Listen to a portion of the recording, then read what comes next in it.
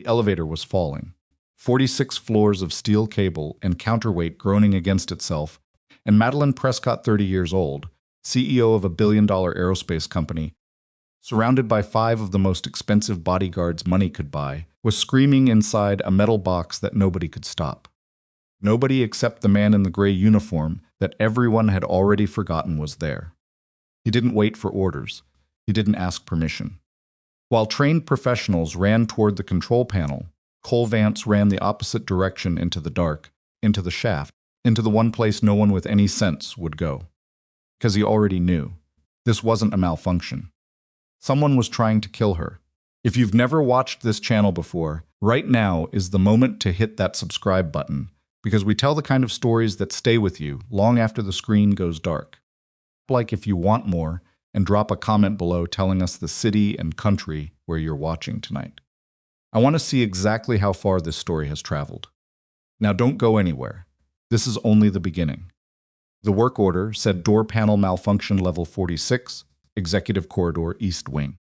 It had been sitting in Vance's queue since Tuesday morning, flagged as non-urgent, reassigned twice because nobody wanted the trek up to executive territory. Cole took it without complaint on Thursday afternoon, because that was the kind of man he'd become, the one who showed up when no one else wanted to bother. He was 37 years old. He had a daughter named Lily, who was 8 and currently obsessed with building model aircraft that she left scattered across the kitchen table every night. He drove a used pickup truck with a cracked dashboard that he kept meaning to fix and never got around to. He ate lunch alone in the maintenance break room on the 4th floor, usually a sandwich he'd packed himself, and he spoke fix when spoken to, and not much more than that. His colleagues at North Star Aeronautics knew almost nothing about him. It was exactly how Cole had designed it. He stepped off the service elevator onto the 46th floor at 2:47 in the afternoon carrying his tool bag, a replacement circuit board for the malfunctioning door panel, and a thermos of coffee that had gone cold an hour ago. The executive corridor stretched ahead of him, polished concrete floors, recessed lighting, the kind of architectural restraint that costs more than most people's houses. Cole barely registered any of it.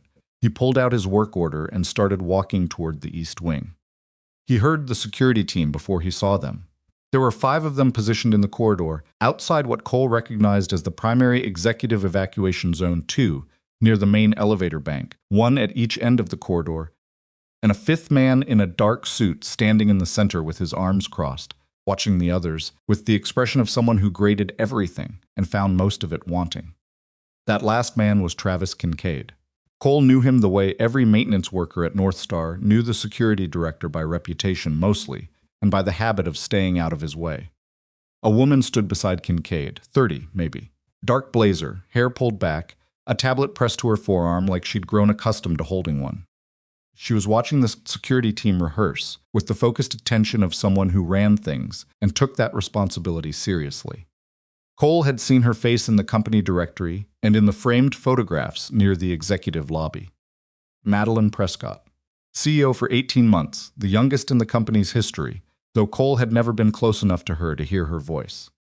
He angled toward the east wing and tried to stay unobtrusive. He was good at that. He made it about 12 feet before one of the bodyguards stepped sideways and blocked his path without actually looking at him.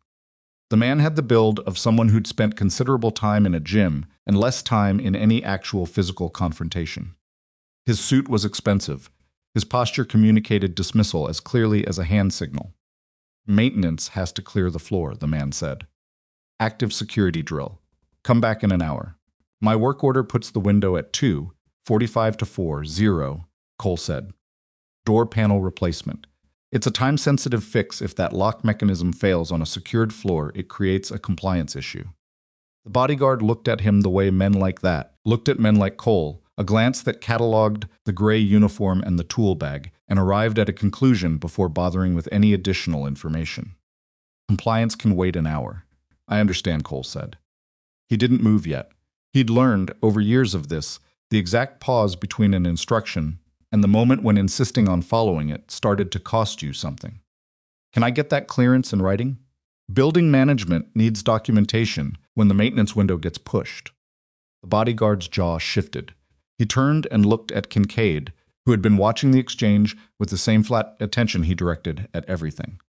Kincaid made a small dismissive gesture with 2 fingers. Let him work. He's not worth the interruption. The bodyguard stepped aside without another word. Cole moved to the east wing panel, set down his bag, and got to work. Behind him, he could hear Kincaid running the security team through their drill vocal commands, positioning sequences, evacuation protocols. Cole registered it the way he registered most things in a room, without appearing to register it at all, which was different. He heard one of the bodyguards mutter something and another one laugh. He didn't look up from the panel. You got eyes on our maintenance friend? The voice was low, but not quiet enough. Someone had misjudged how sound traveled in that corridor. Man showed up with a thermos and a circuit board to a security drill. Give him a break. A third voice, quieter.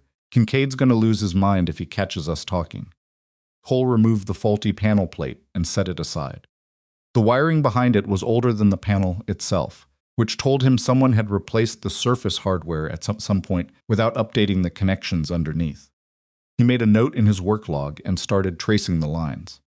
40 feet away, Madeline Prescott said something sharp to Kincaid that made the security director's posture tighten. Cole didn't catch the words. He concentrated on the wiring. He'd been working for about 11 minutes when he noticed the first thing that was wrong. It was small, the kind of detail that wouldn't register for anyone who hadn't spent years memorizing the specific electrical logic of buildings, the particular signature of a system that was operating against its own design. Cole had a panel open in front of him and a direct view of the secondary circuit board that controlled the East Wing's security integration. One of the diagnostic lights that should have been green was cycling through a pattern he'd never seen on this floor before. Not a malfunction, not a system reset, something deliberate. Kept his face neutral and his hands moving, and he thought through it quietly. Behind him, Kincaid's voice cut through the corridor. Evacuation sequence, positions. The 5 bodyguards snapped into formation. 2 moved to Madeline's sides. 1 took the elevator call panel. 1 positioned at the stairwell door. The 5th held back near the service junction standard protocol for a building with this floor plan. Cole heard the elevator doors open. He heard Madeline step inside with 2 of her detail. He heard the doors close.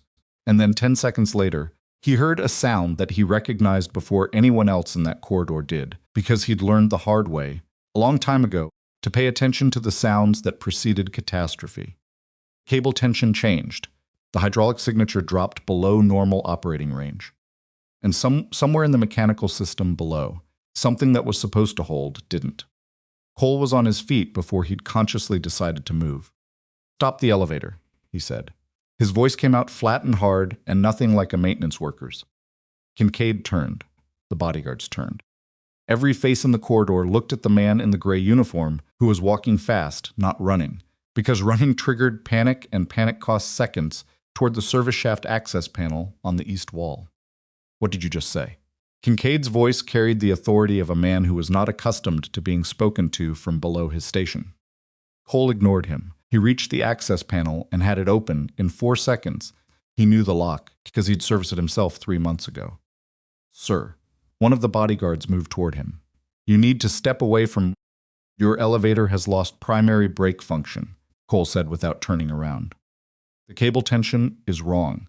You have about 40 seconds before the secondary system fails, and the secondary was already compromised before your drill started. He pulled a panel free and looked at the shaft access. Call building emergency. Get someone on the manual brake override in the sub-basement.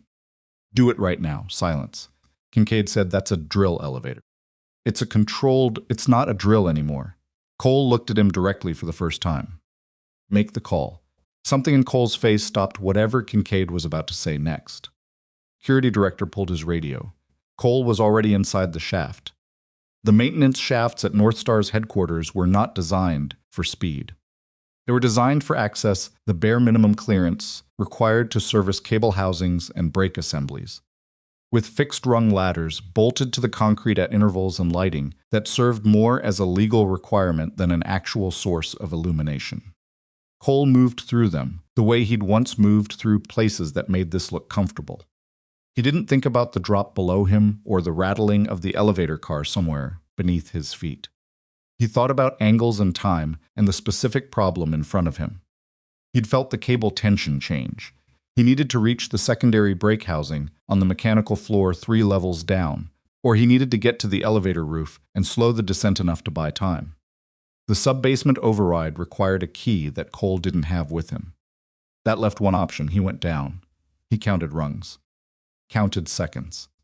Behind him, muffled through 2 feet of concrete, he could hear activity in the corridor, people shouting, someone's radio crackling with static.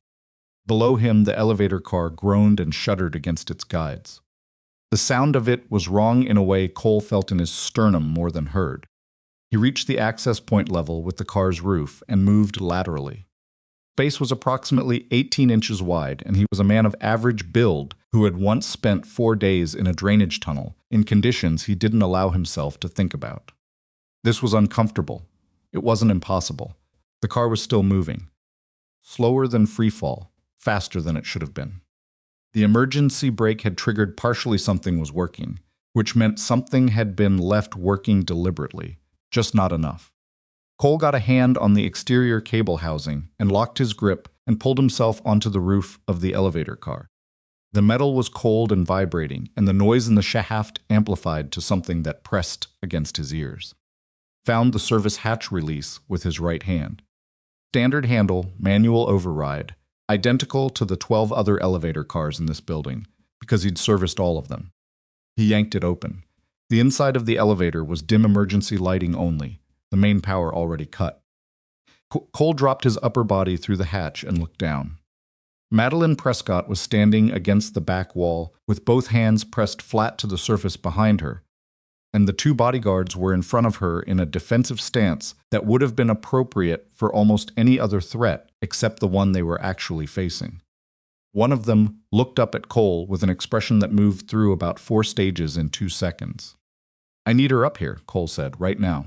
Both of you help her." "She goes first." "The hell she does," said the bodyguard on the left. "We don't know who—" "I know who he is," Madeline said. She said it quietly but without any waver in it. She pushed off the back wall and moved toward the hatch. One of the bodyguards caught her arm. She looked at him and he let go.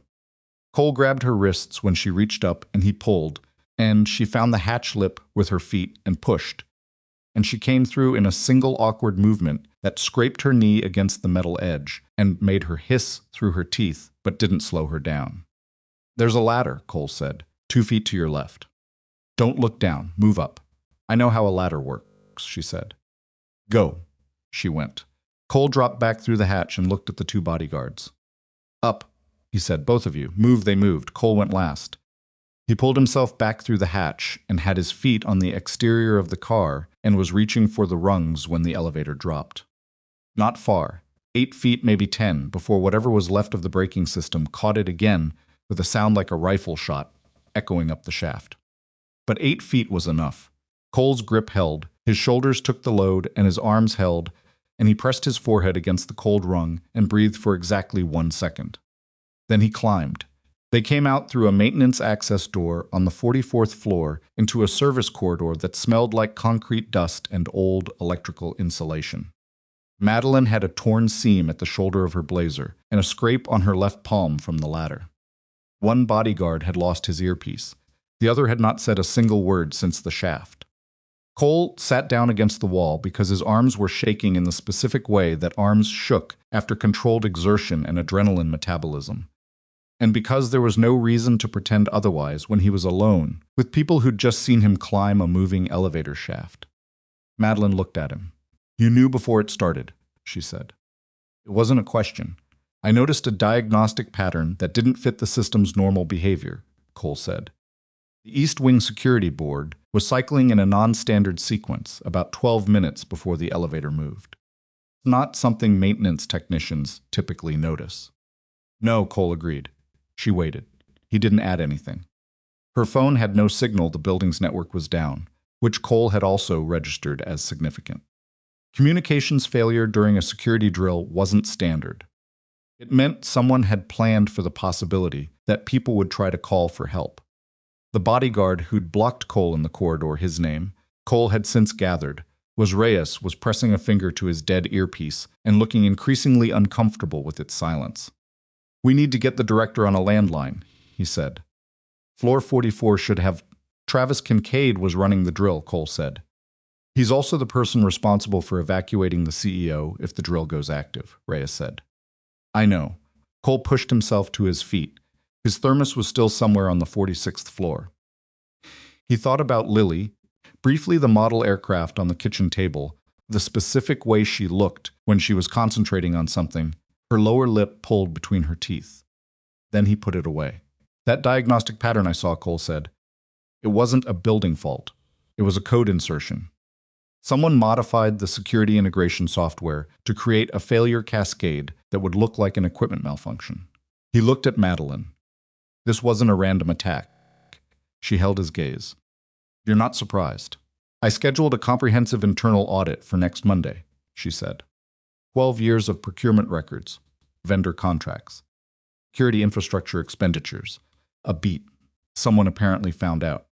Cole thought about the pattern in the diagnostic board, specificity of the failure, the communications blackout, the way the elevator brake had been left partially functional enough to make investigators think it was a mechanical degradation rather than deliberate sabotage.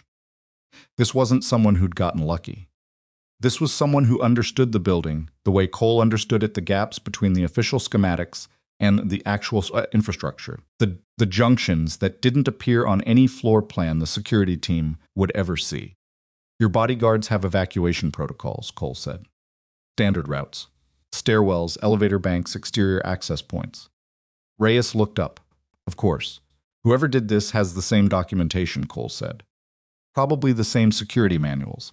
Possibly more." He paused.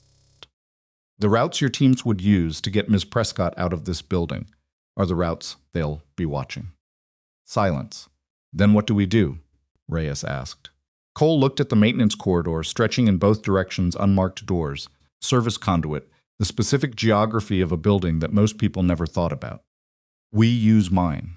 Madeline sat down on an equipment crate while Cole went to work on the secondary access panel at the corridor junction. She watched his hands moving over the hardware, competent, unhurried, the same quality of attention she'd seen when he'd opened the shaft access on 46, without appearing to think about it. "You're not going to tell me anything about yourself," she said. "There's not much to tell," Cole said. "That's not true." He kept working. "You came through a maintenance shaft," Madeline said. "In the dark, onto a moving elevator. You knew the building's emergency architecture by memory. You diagnosed a security system software insertion by looking at a diagnostic light." She paused. "And when you told Kincaid to make the call, he made the call." Cole said nothing. "I run a company," Madeline said. "I know what it looks like when someone has operational authority. Not rank, not title, the actual thing." She watched him. "You have it. You've had it for a long time.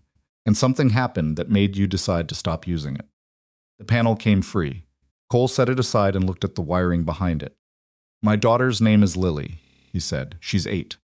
She builds model airplanes and leaves them all over the kitchen." A pause. "What I am now." Madeline looked at him for a moment. Then she nodded and didn't push it any further, which Cole noted without commenting on. From somewhere above them, several floors up at minimum, there was a sound that traveled through the building's structure. Not an explosion. The pressure shift of a ventilation system activating in a sequence it wasn't supposed to run. Cole identified it before the sound finished echoing. He turned around. "There's a second device," he said. The elevator was the first attempt. Madeline's expression didn't collapse. Sharpened. "They're still in the building," she said. "Yes, and they know we got out." "Yes," she looked at him. He looked back. The maintenance corridor was quiet around them, its particular silence concrete and metal, and the hum of the ventilation system now running its wrong pattern somewhere overhead. You said no one knows what you're capable of," Madeline said. "I said the attacker doesn't," Cole said. He picked up his tool bag. "That's different." He started moving. After a half-second, Madeline followed. The ventilation system at North Star Aeronautics was a network that most people never thought about. 17 miles of ductwork threaded through 46 floors of steel and concrete. Designed by engineers who cared about airflow coefficients and pressure differentials and almost nothing else. Cole had spent 4 months learning it after he was hired. Not because the job required it, because understanding the structure of a building was the same as understanding the structure of any terrain, and Cole Vance had never been able to stop himself from doing that particular thing. He moved through the maintenance corridor at a pace that was fast without being a run, because running was noise and noise was information given away for free. Madeline kept up. He'd noticed that about her already. She didn't complain about the pace, and she didn't ask questions that didn't matter. Whatever else was true about Madeline Prescott, she understood when to talk and when to move. Reyes was 3 steps behind them. The second bodyguard, whose name turned out to be Garza, had taken a different branch of the corridor to check the landline junction on the east side of the floor. That had been Cole's call, and Reyes hadn't loved it, but Cole had made the geometry clear. 2 people checking a phone junction was 2 people wasted on one task, and they didn't have the margin for that. The ventilation activation I heard, Cole said, keeping his voice low, was the return air system on floors 40 through 42 running a reverse cycle. It shouldn't do that outside a fire suppression event. Could it be automatic? Madeline asked. If the building's security network is compromised, then the suppression system would default to manual lockout, not active cycle. This was a command input. He paused at a junction and read the stenciled designation on the conduit above his head, then turned left. Whoever is in the building used the ventilation network to push smoke from a contained source. It's the same thing that happened upstairs during the drill. The corridor filled before anyone confirmed a fire. Reyes said they used the smoke to trigger the evacuation sequence. To get her into the elevator, Cole said, yes. Madeline absorbed that without visible distress, which Cole found notable.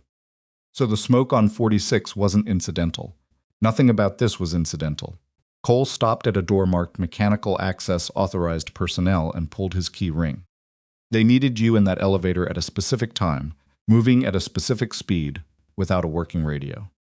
The elevator failure, the communications blackout, the smoke, those were 3 separate systems modified to work together. He found the key and unlocked the door. This took time to set up and access. The room behind the door was not large a utility space, with exposed piping and a secondary electrical panel and a folding chair that someone had left there months ago. Cole pulled the panel open and looked at the diagnostic readout. His face didn't change, but something behind his eyes did. What is it? Madeline asked. The second device I mentioned. He pointed to a component mounted to the lower left of the panel interior, a small module, matte black, about the size of a deck of playing cards, attached to the main building network junction with 2 cable leads. That's not factory hardware. Reyes leaned in. Is it? It's not a bomb, Cole said. It's a network bridge. It's been inserted into the building's primary security integration loop. He crouched and looked at the cable connections without touching them. Pulling command access. Whoever installed this can push inputs to any networked system in the building from a remote location. Elevators, fire suppression, communications, door locks. The implications settled into the room without anyone needing to say them out loud. They can lock any exit, Madeline said, or open any door they want open. Cole stood. They've been running this building from somewhere else. The drill today was the window they needed security team occupied, floor access controlled, executive movement predictable. He looked at Madeline. Your audit. What specifically were the procurement records covering? She didn't hesitate. Security infrastructure contracts. 12 years of vendor relationships. Hardware procurement, software licensing, the consulting agreements for the building's network architecture.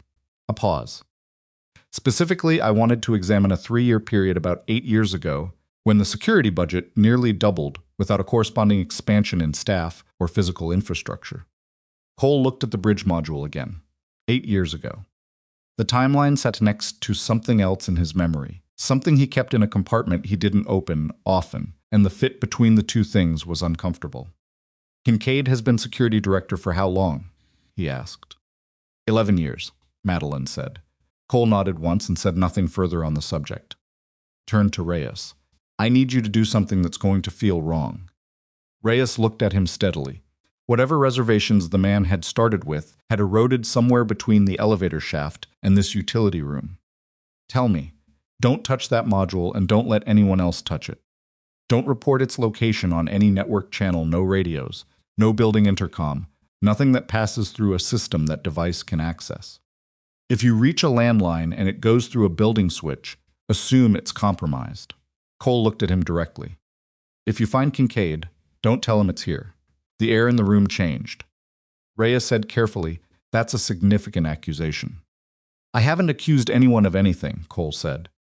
"I'm telling you to assume that every channel the security director has access to may be monitored by whoever installed that device." He paused. "Those are two different things." Reyes looked at Madeline. She gave him a small, precise nod. "Find Garza," Cole said. "Get to an external landline. There's a hardwired building management phone on 43, behind the east stairwell fire cabinet. It runs on a separate municipal circuit that doesn't pass through the building network.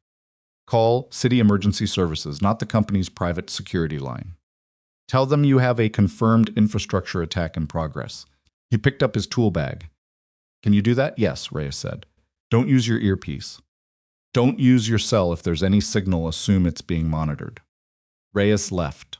Cole waited until his footsteps faded, then turned back to the utility room and started going through his tool bag with the methodical attention of someone who was taking inventory of resources before a long walk.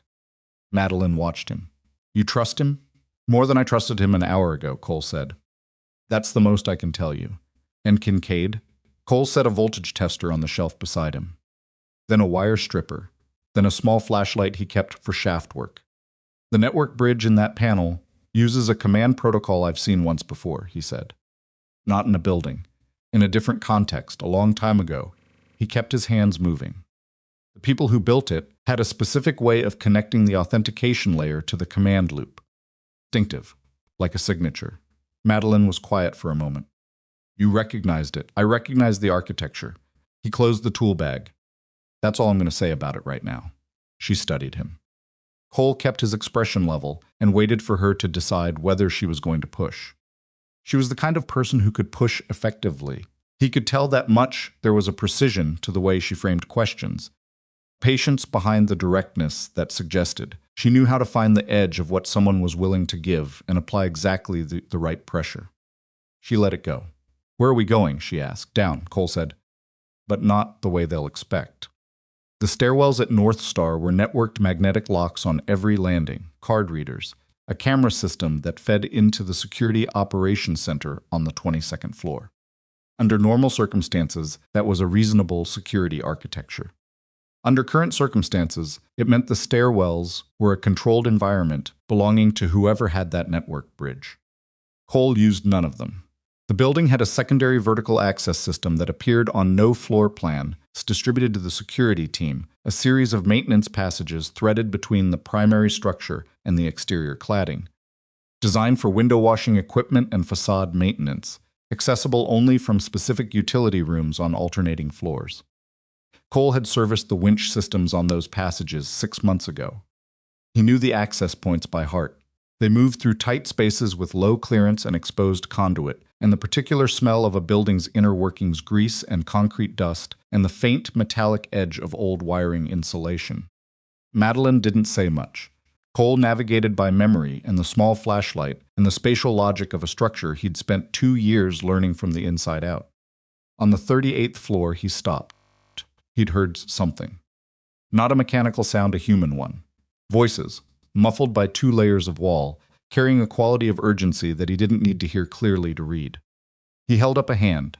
Madeline stopped immediately. Cole pressed his ear to the interior wall surface. The voices resolved slightly. 2 people, male. One of them was giving directions, floor designations, a timeline. The other was acknowledging. Cole caught 4 words clearly before the voices moved away. South access. Confirm visual. Terminate. Pulled back. Madeline looked at him. He gave her 3 fingers, then pointed down, then held up 2 fingers. She understood 3 floors down, 2 people. She'd processed his shorthand faster than most trained professionals would have.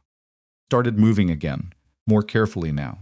They came out of the maintenance passage on the 35th floor into a service corridor that ran parallel to the main executive office spaces.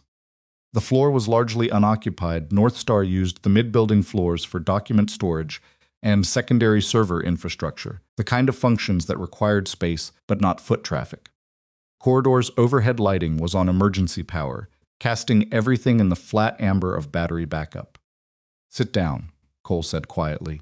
Madeline sat on the floor without argument, which told him her feet were tired even if she wasn't going to say so. Cole pulled out his phone no signal, which was consistent, and turned the screen's brightness to minimum, and opened a document he'd saved locally 3 weeks ago. Building schematics, annotated in his own shorthand. He found the 35th floor and studied the layout. "Talk me through the audit," he said, specifically the budget discrepancy. What triggered it? Madeline pulled her knees up and rested her arms on them. "I was reviewing a capital equipment depreciation schedule from 9 years ago.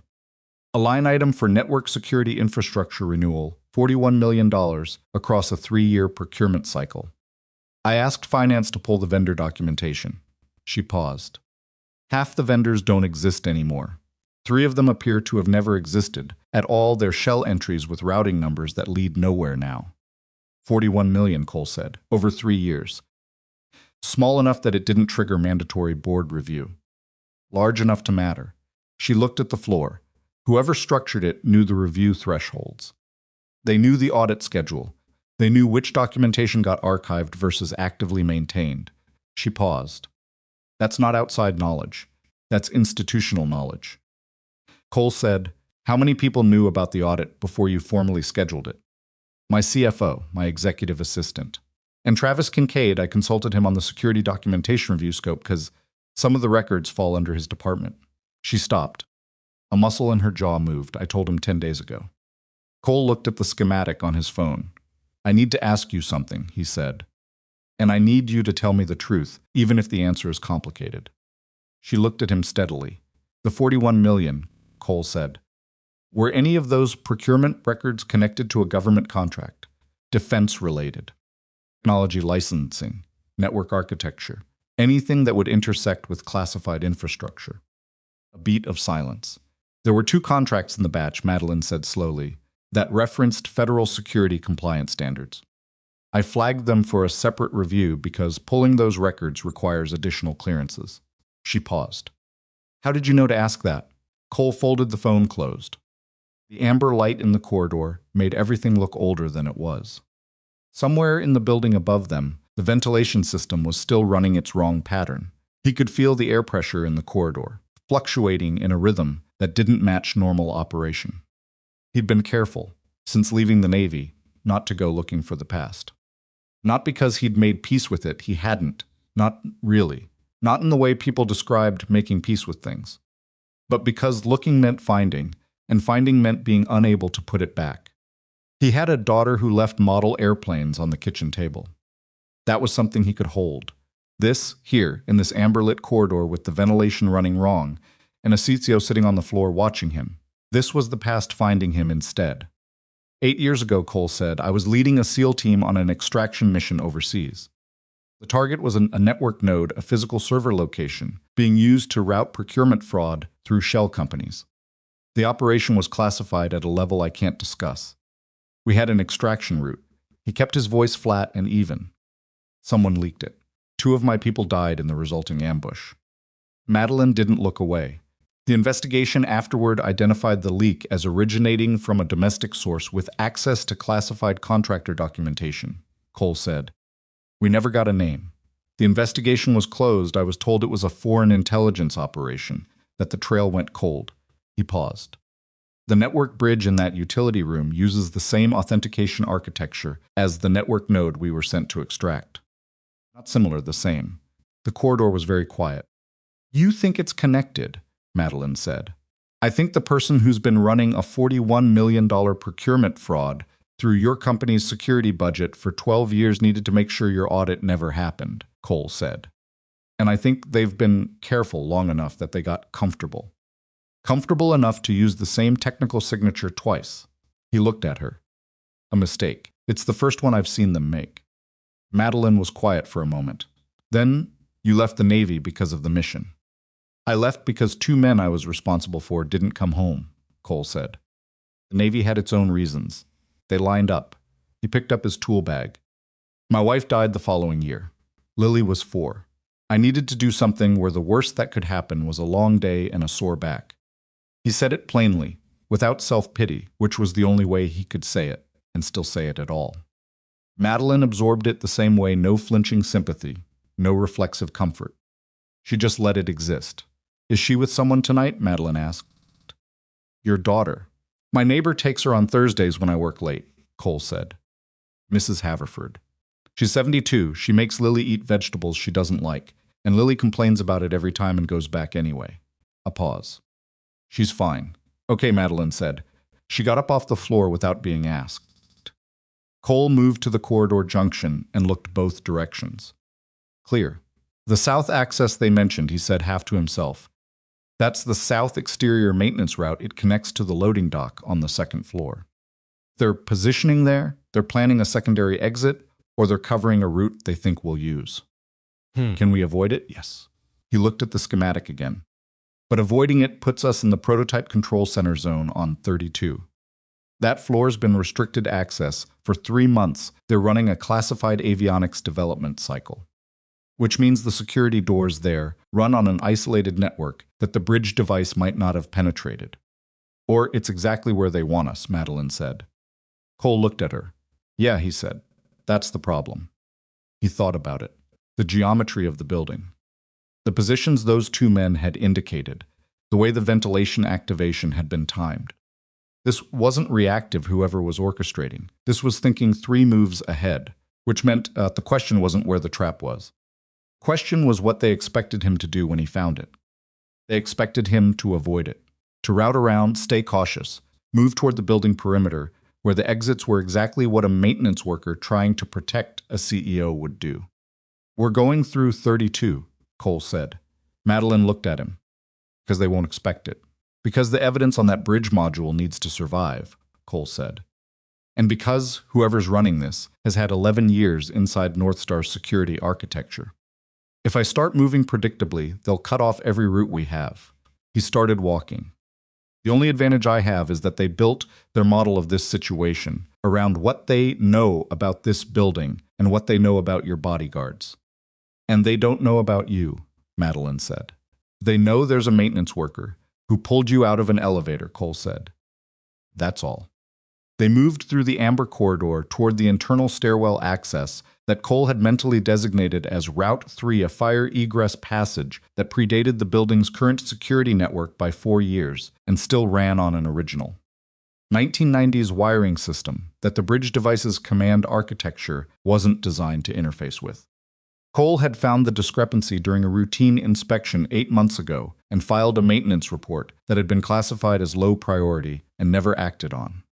Old buildings kept their secrets the same way people did not through any active effort, just through being older than the systems designed to expose them. They were 6 feet from the stairwell door when it opened from the other side. Cole moved without thought. He stepped in front of Madeline, put his back to the wall beside the door frame, and had his tool bag raised as a blocking object before the door had fully swung. The man who came through was large, not as tall as Cole but heavier, wearing a building maintenance uniform that fit wrong across the shoulders. His hands were empty, but his posture wasn't.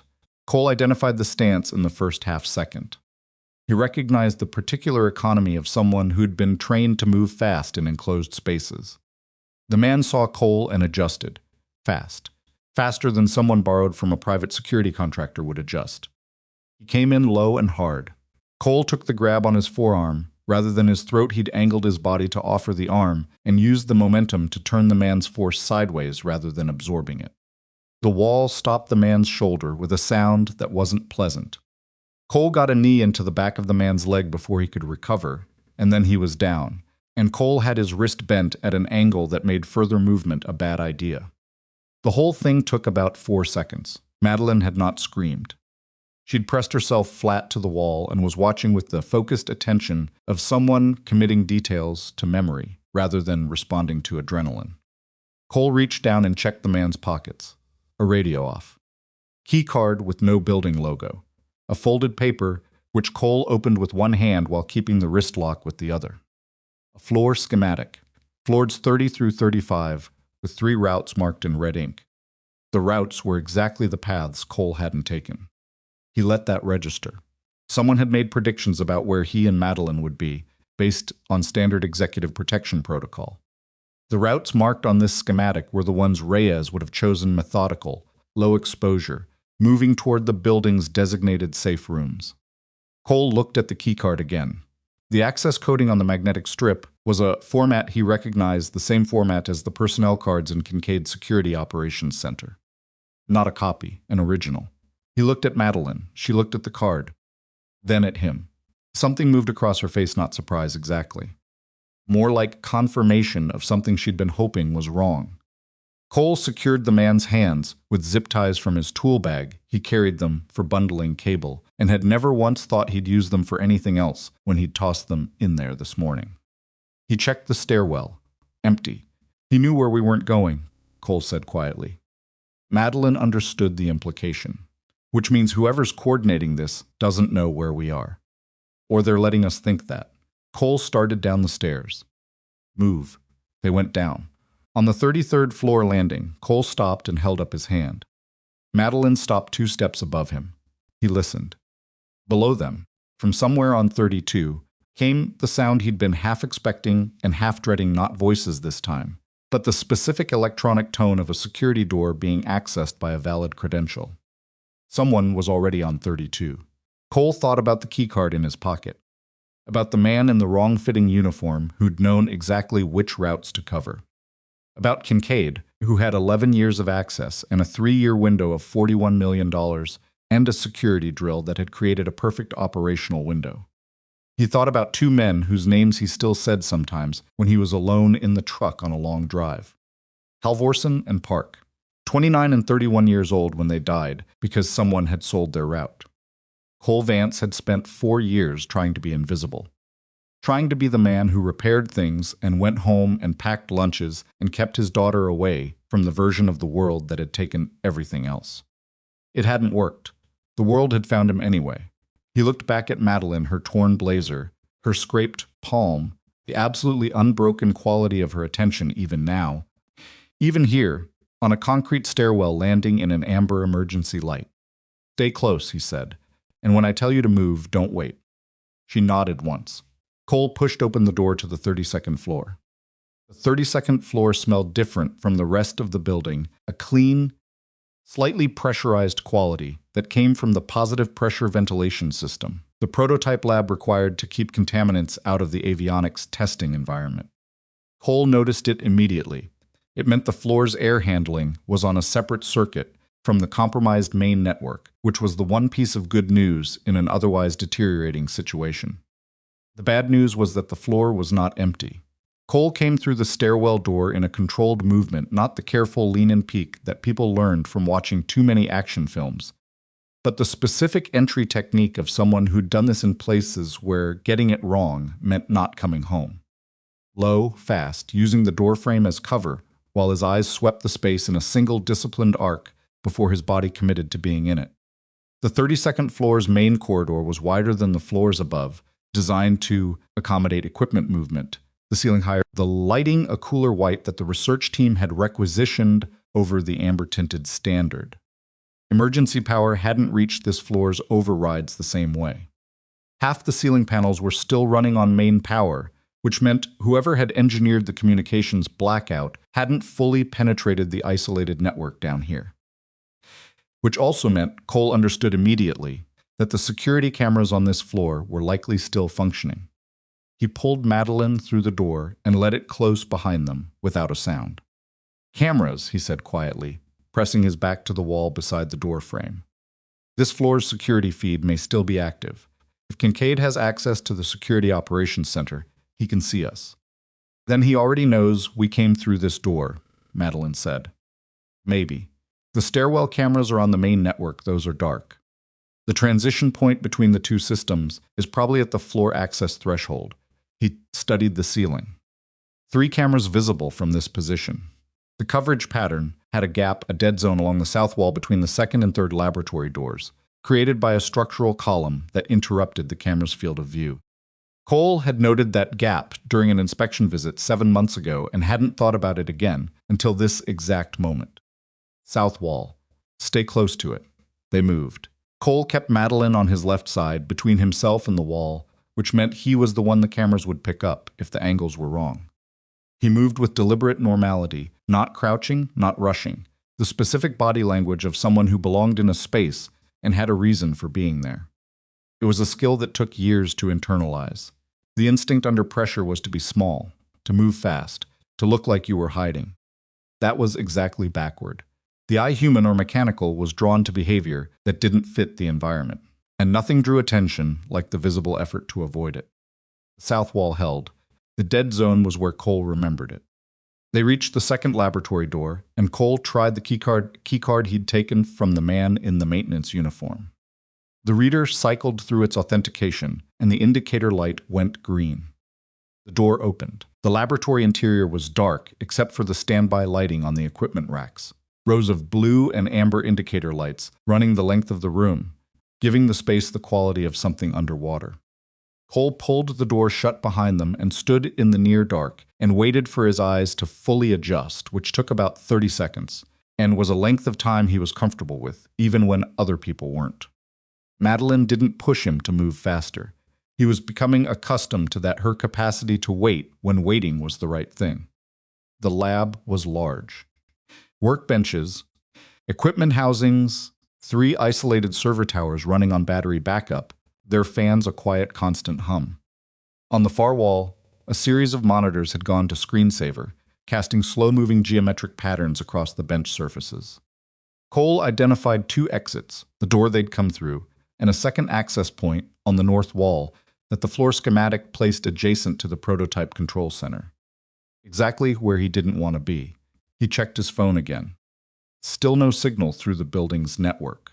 But the isolated system on this floor, he looked at the equipment racks and found what he was looking for, a hardwired terminal with a blinking network activity light. Still connected. Still running. "Can you access Northstar's internal directory from a terminal like that?" he asked. Madeline crossed to it. "Depends on what network segment it's running on." She sat down at the keyboard, and her hands moved with the fluency of someone who'd spent years navigating corporate systems. "It's the research network. Isolated from the main building network, it cross-references with corporate servers, but through a one-way data gate," she typed. "I can send an internal message to anyone with a research network address." "Admiral Harlan Pierce," Cole said. "Does that name appear in your executive directory?" Madeline's hands paused over the keyboard. "Retired Admiral Pierce is on Northstar's board of directors. He was in the building today. He had a board liaison meeting at 3 o'clock on the 28th floor." She looked at Cole. "You know him." "He was my commanding officer," Cole said. "Before." She found the address and opened a message window. Cole thought for a moment about what to say that would convey the necessary information without triggering a response that could be intercepted, then dictated it in the clipped functional shorthand of someone trained to communicate under information security constraints. "Floor 32 lab, south access. Infrastructure attack active, primary suspect internal, network bridge floor 35 east utility. Need board-level authorization for federal notification. CV." He used his initials because Pierce would know them. No one else in the building would associate CV with anything. Madeline sent it and stepped back from the terminal. "How long has it been since you spoke to him?" she asked.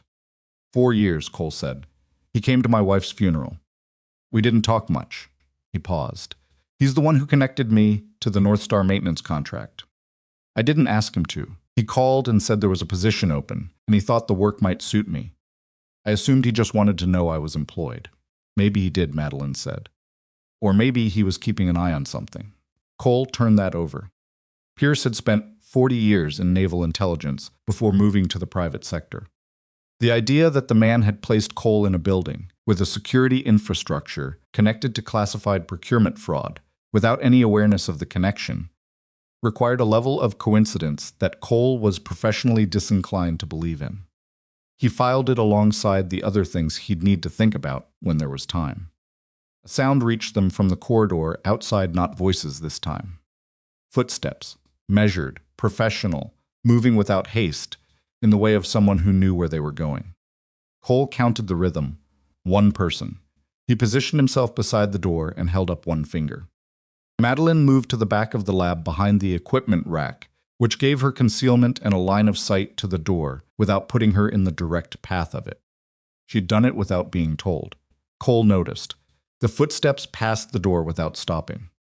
Cole gave it 40 seconds, then eased the door open and looked into the corridor. Empty. But from the direction the footsteps had come, the north end of the floor, near the prototype control center access, a door was just closing. Control center door.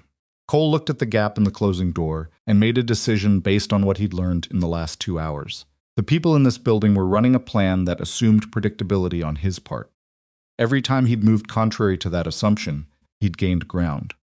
The moment he started playing it safe was the moment the plan closed around him. He crossed the corridor to the control center door and badged through with the stolen keycard before he'd given himself time to second-guess it. Prototype Control Center was a room Cole had never been inside. His maintenance access didn't extend to it. The room required a security clearance level above his personnel classification, and the work inside it was handled by a separate facilities contractor. He'd serviced the door mechanism twice from the exterior and knew the room was approximately 40 feet square, with raised flooring over a cable management system and a central workstation array facing a wall of display screens. What the schematic hadn't told him was that the room currently had an occupant. Retired Admiral Harlan Pierce was 71 years old, 6 feet 2, and still moved with the physical economy of a man who'd spent decades on ship decks in weather that demanded efficiency. He was seated at the central workstation when Cole came through the door, and he turned without apparent surprise, which told Cole that Pierce had either been monitoring the corridor camera or was simply the kind of man who was rarely surprised by anything. "Cole," he said. "Admiral," Cole said. Pierce looked past him at the door. "You're alone. Madeline Prescott is in the South Laboratory. She's secure for the moment." Cole let the door close and crossed the room. "You got my message." "I was already here," Pierce said. "I've been here for 40 minutes. The building locked down 12 minutes into the security drill, and I identified the network pattern immediately. It's not a standard lockdown protocol." He turned back to the workstation, which was displaying a split security feed, some cameras active, others dark, a patchwork of functional and compromised coverage. "Active cameras are showing me floors 30 through 35. I saw you come through the stairwell door." He paused. "I've also been watching Mr. Kincaid." Cole moved to stand beside him and looked at the feeds. One of the active cameras showed the north side of the floor, above them 33, and in the corner of the frame, partially occluded by a structural column, was Travis Kincaid. Not moving with urgency, standing with the particular stillness of someone waiting for a predetermined event. "He's not running," Cole said. "No," Pierce said. "He's managing." Pierce's voice carried the particular flatness of someone who had spent a long time being angry about something and had compressed it into something they could carry. "He has 3 people in the building that I can identify from the camera coverage. The one you apparently detained on 35, a glance at Cole that asked the question without asking, it is secured. Zip ties, service closet. He's not going anywhere. The other 2 are on 28 and 33. Positioned at junctions." Pierce pulled up a building schematic on the secondary monitor. "He's not trying to exit the building. He's running a containment operation. He wants to locate Ms. Prescott and resolve the problem before emergency services arrive." "How long before they arrive?" "Reyes reached the 43-floor landline approximately 20 minutes ago. City emergency services have a protocol for infrastructure attacks on classified contractor facilities. Federal notification runs parallel to local response. I'd estimate 45 minutes before we have people physically in the building, given the communications lockdown creating initial confusion about the nature of the situation." Pierce looked at Cole, "which gives Kincaid approximately 45 minutes to finish this." Cole absorbed the timeline. It was workable. Uncomfortable, but workable. "Tell me about the mission," Cole said. Pierce was quiet for a moment. On the monitor, Kincaid shifted position and said something into a radio that the camera couldn't pick up audio from. "I've known for 2 years," Pierce said. "Not the full picture fragments. Enough to understand that the intelligence leak on Operation Calder wasn't a foreign penetration." He kept his eyes on the screen. "It originated domestically, from within a contractor network that had access to classified extraction documentation. North Star was one of 3 contractors in the audit pool. I came onto the board specifically to examine the procurement records. Cole turned and looked at him directly. You placed me here, knowing the connection. Placed you here because if I'd requested a federal investigation directly, Kincaid had enough institutional standing to bury it before it reached anyone with authority to act on it. Pierce met Cole's gaze without flinching. And because you're the only person I know who could navigate this building's infrastructure from the inside if something went wrong, and who had enough operational discipline not to do something irreversible with the information. Cole held the look for a long moment. There was a version of this conversation that ended with him saying things he'd spent 4 years not saying. He was aware of it. He chose not to have that version right now. Halverson and Park, Cole said. Yes, Pierce said simply. Kincaid sold the extraction route. The documentation trail I've assembled in the last 2 years indicates that Kincaid's outside relationship, the entity purchasing the classified procurement data, also purchased operational intelligence on at least 2 separate classified contractor missions during the same period. Operation Calder was one of them. Pierce's voice was steady and precise and carried something underneath it that Cole recognized as the way grief sounded when it had nowhere left to go. I could not prove it without the procurement records, which is why Miss Prescott's audit was the pivot point. On the screen, Kincaid was moving. He'd left his position on 33 and was heading toward the stairwell. He's coming down, Cole said. He's coming here, Pierce said. Control Center is the only floor with an isolated network. If he wants to ensure the evidence doesn't survive the bridge module, the procurement records, the digital trail, he needs access to the isolated system to push a deletion command across both networks simultaneously. Pierce stood. He was a tall man, and he moved with the deliberate authority of someone who'd given orders on the decks of aircraft carriers in the middle of the night and expected them to be followed. The control center's primary server has a 4-minute physical isolation cycle. If I initiate it, it disconnects this system from the building network entirely and creates a read-only snapshot of every file currently on the research network. The evidence becomes unalterable if he gets to this terminal before you complete the isolations. He deletes everything. Pierce's hand was already moving toward the keyboard, which is why I'm initiating it now. Cole put his hand on Pierce's arm, not stopping him, steadying him. Once you do that, he has no reason to stay in the building quietly. Pierce looked at him. He's been contained so far because he still thinks he can control the outcome, Cole said. Once you lock the evidence, he has nothing left to protect. He'll move on Madeline directly. Pierce's hand stayed where it was, hovering. The cursor blinked on the screen. On the security feed, Kincaid had disappeared into the stairwell, no cameras in there from this position. Just the door closing and the man gone. How long do you need? Pierce asked. Cole thought about the floor layout. The south laboratory, where Madeline was. The stairwell Kincaid was descending. The geometry between those 3 points. Start the isolation, Cole said. But give me 90 seconds first. He was already moving toward the door. The corridor was empty when Cole came back through. He moved fast now, not the controlled pace of before, but genuine speed, because the timeline had compressed and the geometry required it. Covered the distance to the south laboratory in 14 seconds and had the door open and was inside before Madeline had fully registered the change in his movement. She read him instantly. He's coming. Pierce is isolating the evidence. Once the cycle completes, Kincaid has no reason to be careful anymore. Cole looked at the room, the equipment racks, the 2 exits, the terminal Madeline had used. Is there a physical lock on this door? Interior bolt, left of the frame. She was already there, sliding it home. Cole looked at the second exit, the north wall access adjacent to the control center. Crossed to it and checked the mechanism. It opened inward. He looked at the equipment rack, nearest to it a wheeled server housing, approximately 200 pounds, currently connected to the rack by 2 cable bundles.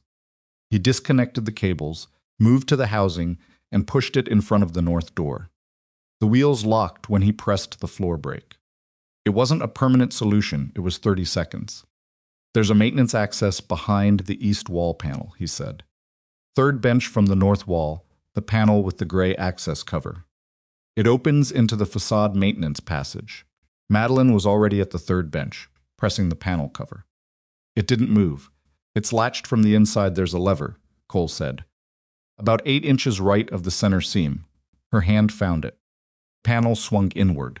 Cole crossed to the equipment rack nearest the bolted door and positioned himself where he could see both the door and the panel access simultaneously. He picked up a metal alignment tool from the bench beside him, heavy, 18 inches, designed for calibrating equipment mountings. Not ideal. Better than nothing. The corridor outside went quiet in a particular way. Cole had learned over years that there was a difference between the silence of an empty space and the silence of a space occupied by someone moving carefully. Quality was different. The empty corridor had ambient mechanical noise, the ventilation, the equipment hum, the distant structural sounds of a building doing what buildings did. When a trained person entered the space and started moving with intent, those sounds became background, and the foreground went very quiet in the specific way of attention. He heard exactly that, then the door handle moved. It moved slowly, the way handles moved when someone was testing. Rather than pushing feeling for whether it was locked, whether there was resistance, whether the mechanism would give before making noise. When it held, there was a pause. Then the electronic reader beside the door cycled. Stolen keycard. Cole watched the indicator light on the interior side. It went green and the magnetic lock released, but the physical bolt held. Another pause. Longer. Cole looked at Madeline. She was positioned beside the panel access, half inside the maintenance passage. He gave her a single hand signal, stay there, don't move yet. She held, the north door was next. The server housing jumped when the force hit it. Not a gentle test this time, a direct push that moved the housing 2 inches before the floor brake held and the cable bundles connected to the rack above created drag. 2 inches. The door was open 2 inches and Cole could see into the gap, the corridor beyond. Kincaid's voice came through the gap. Even, practiced, carrying the authority of someone accustomed to having it obeyed. Ms. Prescott, I know you're in there. I know you're not alone. A pause. This is going to go one of 2 ways. You can come out now and we discuss what options exist. Or we do this the other way. Cole said nothing. Madeline said nothing. Kincaid said, the maintenance worker Vance. I know who he is. I know what he was. I also know he's been out for 4 years and he has a daughter who goes to Westfield Elementary on Crestwood Avenue. A beat. I'm telling him that so he understands the full scope of what he's involved in. Cole felt the specific quality of cold that moved through him when someone mentioned Lily in that context. He recognized it, had felt it before, in other places, when the threat became personal in the particular way that people used to get inside the discipline of someone who'd built walls around what they cared about. He recognized it and set it on a shelf and kept his breathing even. He also noted the information as data. Kincaid knew Lily's school. That meant either Kincaid had access to Cole's personnel file, which he did, as security director, or he'd been aware of Cole specifically before today. The second possibility was more concerning and would need to be examined later. The server housing jumped again. The cable bundles strained. One of them was going to give. Cole made a decision. Madeline, he said quietly, through the panel now. She went. Cole crossed to the north door in 3 steps and hit the server housing, his shoulder not pushing against the door, pushing the housing sideways, off the direct path of the door, which swung it open fully. The man on the other side of it was not Kincaid. It was the second operative, the one Cole had been tracking in his mental map of the building based on Pierce's camera coverage. Younger than the man on 35, faster, already moving through the door before it was fully open. He led with his right hand, and Cole read the movement and stepped into it rather than back from it, which was the one thing the man clearly didn't expect. The grab became Cole's grip on the man's wrist. The forward momentum became Cole's leverage.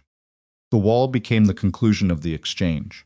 The man's head didn't hit it hard enough to do lasting damage, and hard enough to end his active participation in the situation. Cole lowered him to the floor and didn't wait to assess further, because time didn't permit it.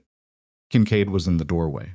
Cole straightened, and they looked at each other across the width of the laboratory, and this was the moment that Cole had been building toward since the corridor on 46, since the diagnostic light that didn't fit, since the cable tension that changed, and 2 men who hadn't come home 8 years ago. Travis Kincaid was 53. He had the face of someone who'd spent years being credible squared, composed, the kind of features that read as reliable in boardrooms and briefings. He was wearing the same dark suit from the drill. His radio was clipped to his lapel. His hands were at his sides and not empty. Cole looked at what was in Kincaid's right hand. A weapon compact, professionally maintained, the kind of hardware that didn't come from consumer retail. Cole still had the alignment tool.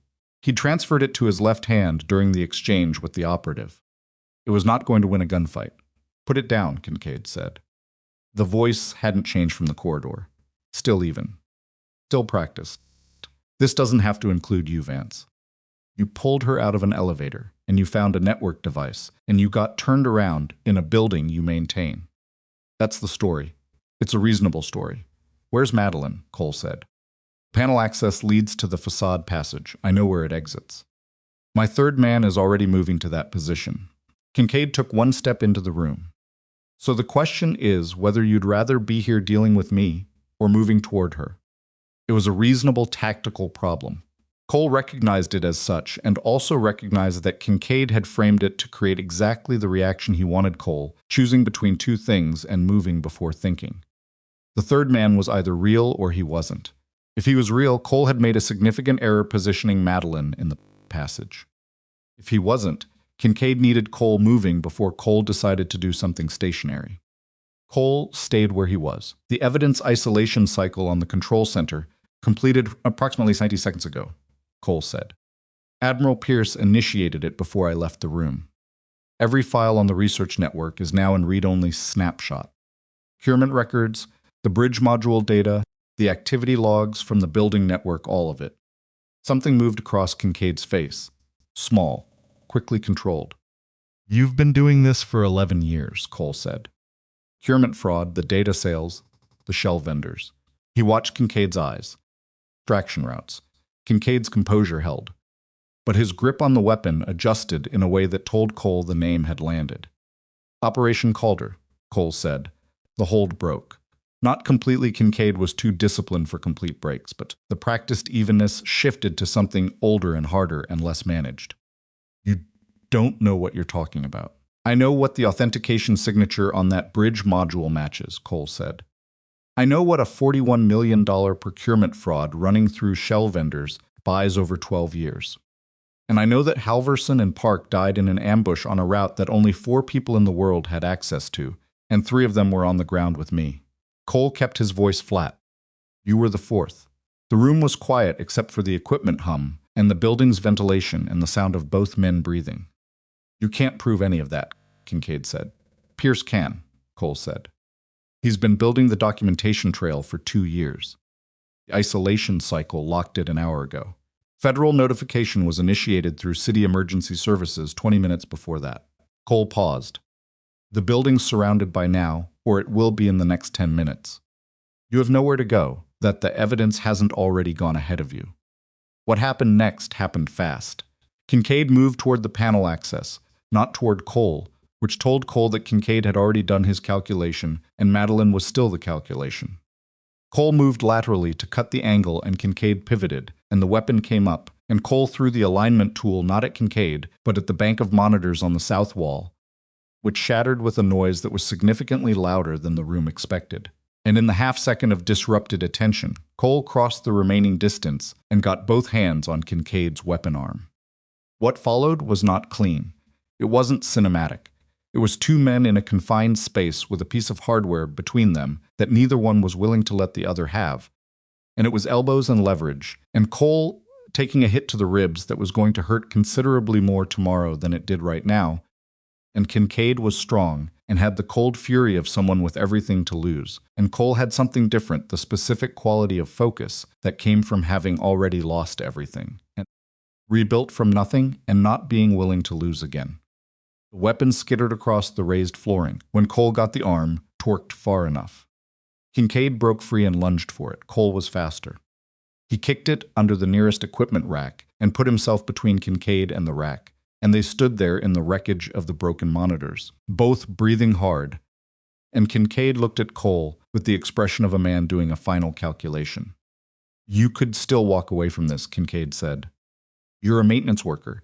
You were protecting a CEO in a crisis. Nobody has to know anything else." "You mentioned my daughter's school," Cole said. Kincaid said nothing. That's the only thing you've said today that I'm actually thinking about right now. Cole looked at him.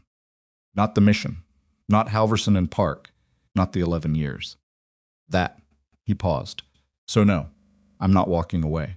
From somewhere in the facade maintenance passage, muffled by two walls, but audible came the sound of a door opening and voices. Multiple voices, and above them the particular radio crackle of emergency services communication. Reyes had done his job. The building was no longer sealed. Kincaid heard it too. Cole watched him hear it and watched him run the calculation one final time and arrive at the end of it. "Where's the third man?" Cole asked. Kincaid looked at him. "The one you said was moving toward Madeline," Cole said. "Is he real, or did you make him up to get me moving?" A long pause, then quietly, "There is no third man." Cole looked at him for a moment. Then he crossed to the panel access door and called into the maintenance passage, "Madeline." "Clear, come back through." A pause, then the sound of movement. Madeline came through the panel, looking like someone who'd spent 30 seconds in a concrete passage, deciding whether to trust a voice. Her blazer had a new tear at the cuff. Her expression cycled through about three things rapidly and settled on something that was mostly functional. She looked at Kincaid. Kincaid looked at the floor. Then she looked at Cole, at the way he was standing, at his hands, at the rib he was unconsciously favoring, and said, "Are you hurt?" "I'll be worse tomorrow," Cole said. "Right now I'm fine." From the corridor outside, the voices were getting louder. Emergency services. The building's isolation was ending. Cole looked at Kincaid one more time, at the composed face that had run 11 years of careful fraud and 2 deaths in today's long, failed calculation, and felt something that wasn't satisfaction and wasn't closure and wasn't the thing he'd imagined feeling if this moment ever came. It was just tired. He was just tired. He turned away from Kincaid and looked at Madeline. "The Admiral's in the control center," Cole said. "We should get him." She nodded. They moved toward the door together, leaving Kincaid standing in the ruined laboratory with the emergency lights coming back on around him and the sound of heavy footsteps in the corridor getting closer with every second. The emergency services came in the way they always did when the situation had been described over a landline by someone who was clearly not panicking but clearly not exaggerating, either fast, coordinated, and with more people than the initial call had requested. Cole counted 4 city police officers in the first wave, 2 federal agents, whose identification put them from a joint infrastructure protection task force, and a building emergency coordinator who appeared to have been pulled from something else entirely and hadn't fully caught up with what he was walking into. Reyes met them at the ground floor. Cole heard this secondhand from Garza, who came up the stairwell to the 32nd floor, approximately 6 minutes after the first responders entered the building, moving with the expression of a man who had spent the last hour doing things he would describe in an after-action report and never want to think about again. "Reyes has them downstairs," Garza said, looking at Cole with the particular attention people gave someone after they'd revised their initial assessment significantly. "They want Miss Prescott." "She's here," Madeline said, stepping forward. "I'm fine." She said it with enough authority that Garza didn't follow up with the 3 questions his face indicated he wanted to ask. She looked at Cole, the Admiral. "Still in the control center," Cole said. Turned to Garza. "There are 2 men who need medical attention. One on the 35th floor, East Utility Corridor. Service closet zip ties. He's been there about an hour. He may have a shoulder issue. One on the floor of this laboratory." He gestured toward the interior of the lab behind him. "Neither of them is going anywhere, but the one on 35 has been there long enough that someone should check circulation." Garza stared at him. "Please," Cole added. Garza got on his radio. Kincaid had not moved from the laboratory when Cole and Madeline had left to retrieve Pierce from the control center. When the federal agents reached the 32nd floor and entered the laboratory 4 minutes later, they found him seated on the floor, with his back against the equipment rack and his hands visible, which suggested that whatever calculation Travis Kincaid had been running for the last several minutes had reached a conclusion he'd decided to accept. One of the agents told Cole this later. Cole found it neither satisfying nor surprising. Pierce emerged from the control center with the contained composure of a man who had been sitting alone in a room for 40 minutes, making decisions he'd thought about for 2 years and had finally pulled the trigger on. He looked older in the corridor light than he had on, The security feeds a particular kind of tired that had nothing to do with the hour. He shook Cole's hand and held it for a moment longer than a handshake required. "I'm sorry," Pierce said, "for how I managed this." Cole looked at him. "We'll talk about it." "Yes," Pierce said.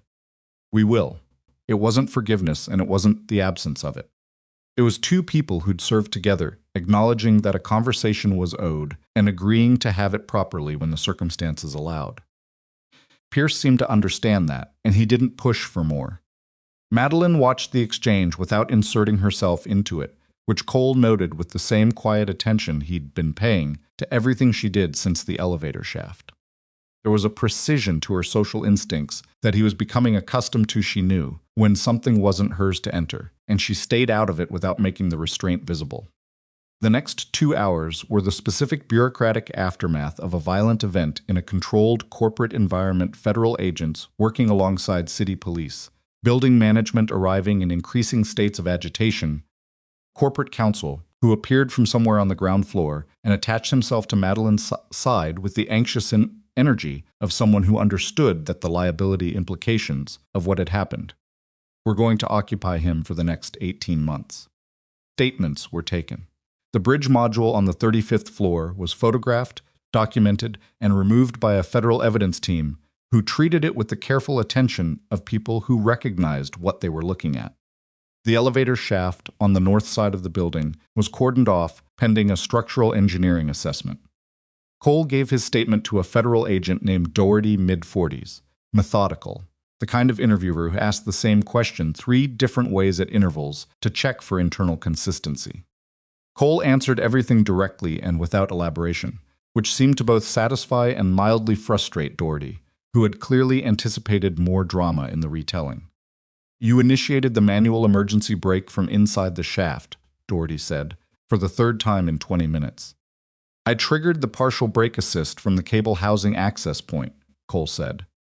Primary brake had been disabled. The partial engagement slowed the descent enough to give me time to reach the roof hatch. "And your background that allowed you to do this is minus.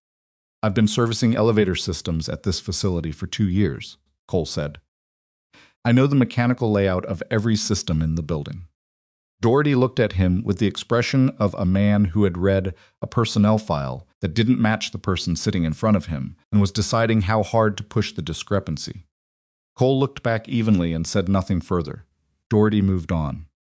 It was after 7 in the evening when Cole finally got his phone connected to a functioning network signal. The building's communications had been fully restored by a technical team around 5:30, and city cellular service in the area had apparently been disrupted by the building's jamming apparatus for a radius that included the nearest 3 blocks, which had generated its own set of complaints from the surrounding neighborhood. He called Mrs. Haverford from the lobby while standing next to a pillar and looking at the emergency vehicles still parked on the street outside. Picked up on the second ring. I was wondering, she said, which was Mrs. Haverford's version of "I've been watching the news, and I recognize the building, and I've been sitting here for 3 hours trying not to worry." "I'm sorry for the late call," Cole said. "Is she?" "She's asleep. She ate the broccoli without complaining once, which has never happened before, so either she's getting sick or she was very tired." A pause. "Are you all right?" "I'm fine," Cole said. "I'll be there by 9. "Take your time," Mrs. Haverford said, which meant take whatever time you need. She's safe. "There's a container of soup in the refrigerator if you haven't eaten." He hadn't. He'd forgotten entirely. "Thank you," Cole said. He stood in the lobby for a moment after the call ended and looked at the street through the glass, the lights, the emergency vehicles, the people in suits talking to people in uniforms. The ordinary business of a city night continuing around the specific gravity of what had happened inside this building today. His ribs ached in a way that had progressed from background discomfort to something more insistent. And his hands were tired in the deep muscle way of hands that had gripped things very hard for an extended period. He was aware that he was hungry, and that his truck was in the maintenance parking structure, and that he needed to call Lily's school in the morning because Kincaid had mentioned it by name, and Cole didn't know yet what Kincaid had done with that information or what he'd intended to do with it. These were the things his mind went to when the immediate problem resolved the practical catalog of what the aftermath required, moving in order from most to least urgent, because that was the only way he knew how to process anything. He was still standing at the pillar when Madeline crossed the lobby toward him.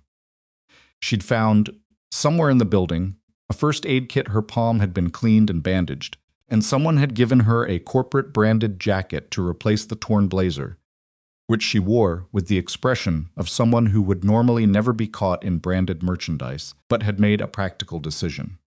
She looked like herself again, which Cole realized he was already forming an idea of, which was its own kind of information. "Doherty's team wants your full personnel file," she said. "I've asked corporate counsel to cooperate fully, but to request a 24-hour processing window so you can be informed of what they're accessing." "That's not necessary," Cole said. "It's standard practice for anyone who provided material assistance during a federal incident," she said. You shouldn't be navigating that without knowing it's happening." Cole looked at her. "You're not obligated to manage my bureaucratic situation." "I know I'm not," Madeline said. "I'm doing it anyway." She held his gaze without apology. "You can tell me to stop." He considered that for a moment. "I appreciate it," he said. She nodded. A beat of silence settled between them, not uncomfortable. The kind of silence that existed between people who'd been through something together and didn't need to fill every gap with words about it. "Reyes wanted me to tell you something," Madeline said. "He said to tell you he's sorry about the corridor. On 46, when he told you to step back. He was doing his job," Cole said. "He knows that. He wanted to say it anyway." She paused.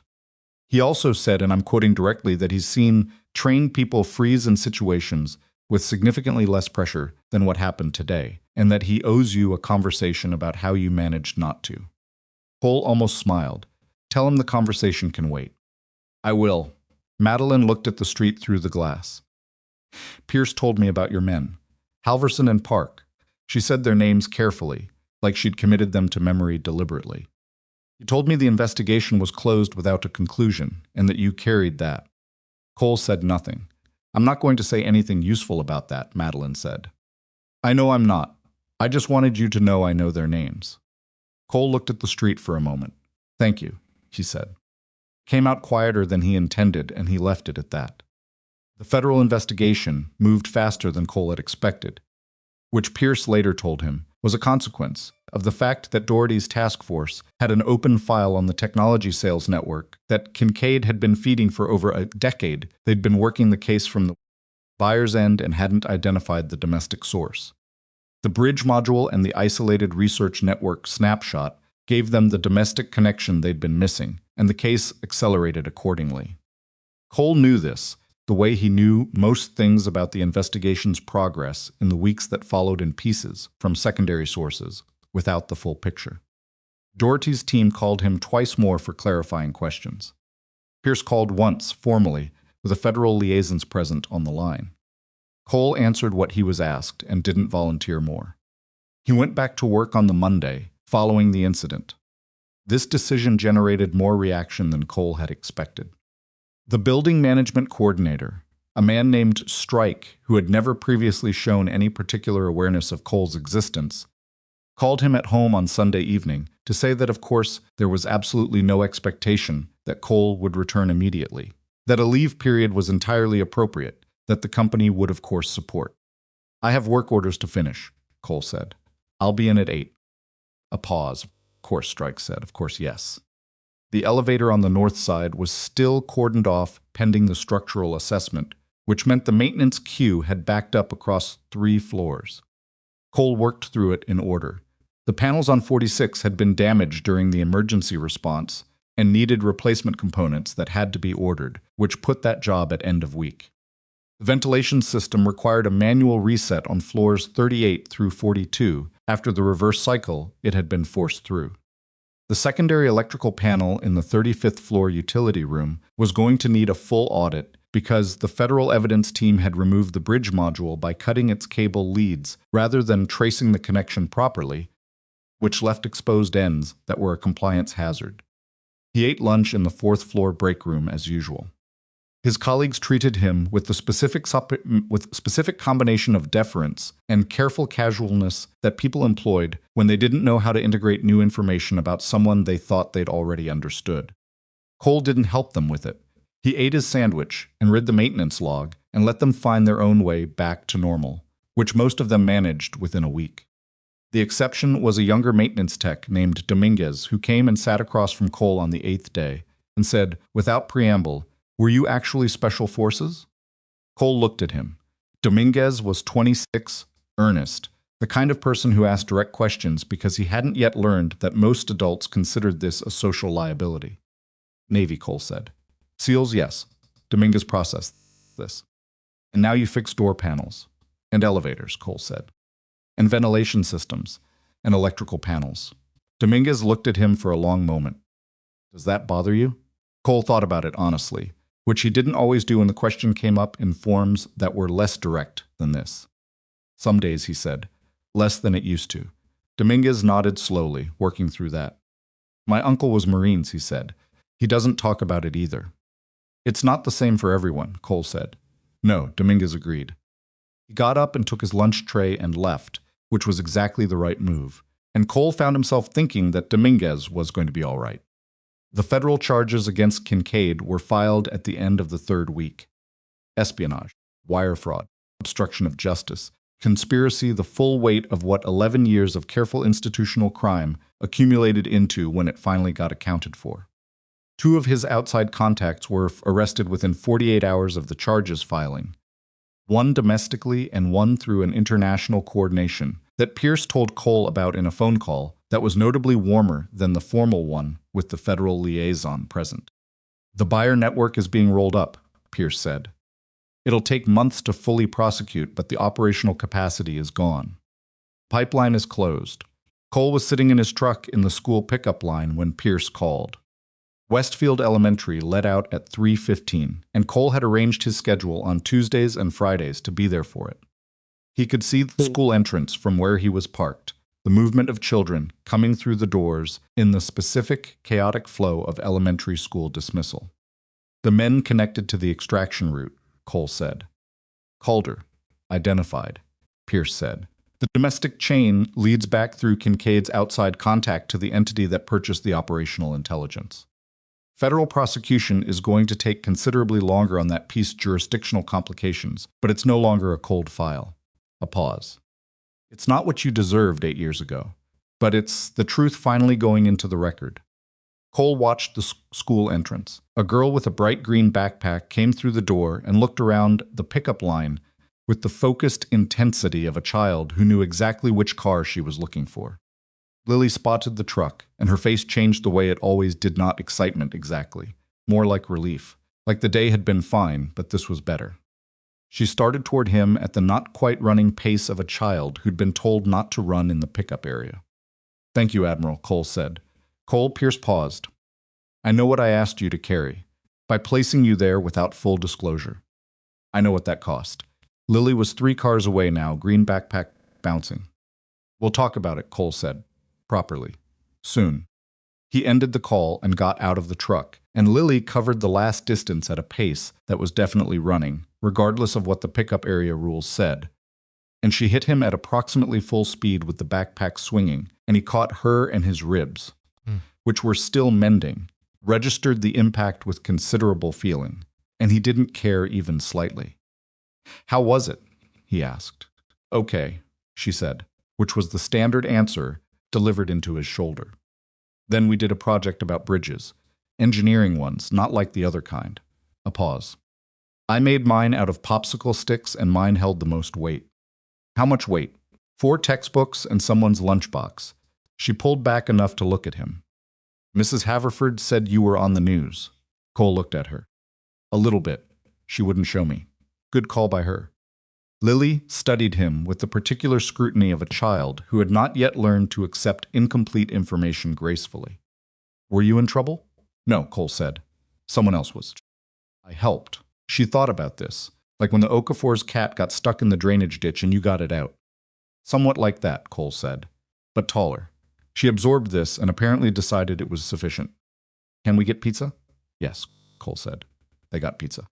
The conversation with Madeline happened 3 weeks after the incident, in a conference room on the 28th floor that had nothing to do with executive territory. It was a standard meeting room. Mid-building.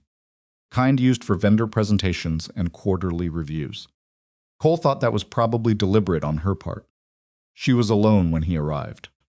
No counsel, no assistant, no one from HR, which Cole had been told would be present for what was officially framed as a company debrief.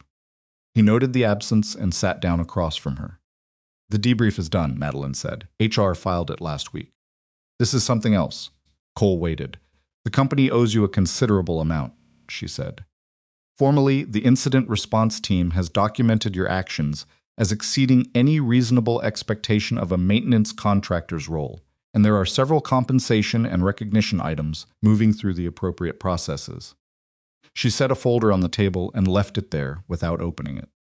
"That's the formal part. I'm not here for that, all right," Cole said. "I'm here because I want to offer you something specific, and I want to do it in a context where you can say no without it affecting anything else." She looked at him directly. "The security director position is vacant, obviously. I'm rebuilding the entire function, new leadership, new protocols, new vendor relationships. I want a chief security officer who actually understands the infrastructure they're responsible for, who can't be bought, and who demonstrated under genuine pressure that their first priority was protecting a human being rather than managing liability." She paused. "I want you." Cole looked at the folder on the table. "Before you answer," Madeline said, "I know what you're going to say. Or, I think I do. I've thought about how you'd respond to a direct offer of that kind, and I think you're going to tell me that you didn't do what you did to get a promotion, and that you're not interested in running a security department, and that you have a daughter and a set of priorities that a full executive role would compromise." She paused. "Am I wrong?" Cole considered. "You're mostly right," he said. "The last part especially. Then I have a different offer." She opened the folder.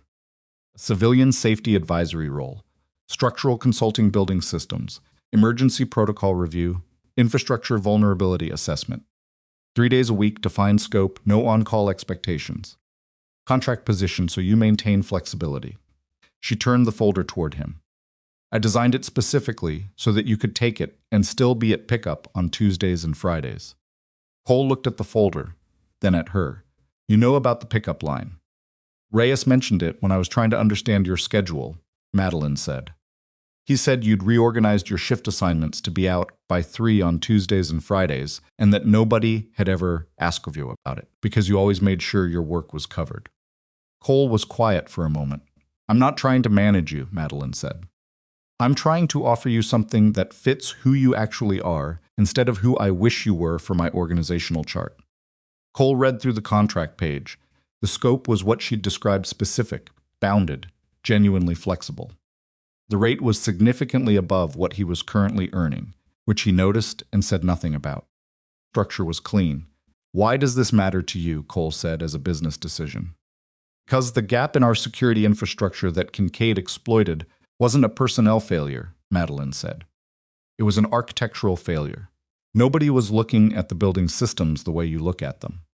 Nobody understood the gap between the official schematics and what the building actually was." She paused. "That's not a security director problem. That's a structural knowledge problem. And you're the only person I know who can close it." Cole set the contract page down. "You need someone for the executive protection function, too. Bodyguard team. I'm handling that separately." "Reyes should be part of that conversation," Cole said. "He made good decisions under pressure, and he admitted a mistake directly. Those are harder to find than combat training." Madeline looked at him. "I'll bring him in. And the south building ventilation system needs a full architectural review," Cole said. "Independent of what the federal team documented. The reverse cycle capability that was exploited yesterday, that's a design vulnerability that predates the bridge module. Even with Kincaid gone, someone could use it again." "Is that a yes?" Madeline asked. Cole looked at the contract page again. Then at the conference room, the unremarkable mid-building meeting space, with its standard furniture and its view of the building's interior atrium.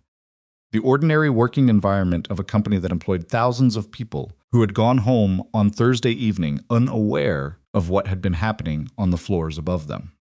"I have one condition," Cole said. "Tell me, my work orders," Cole said. "The maintenance queue I had on Thursday when this started. The door panel on 46, the ventilation reset on 38 through 42, the electrical audit on 35. I want to finish them. Madeline looked at him. Before I transition to any other role, Cole said. The work was assigned to me. It should be completed. She held his gaze for a long moment, then, all right.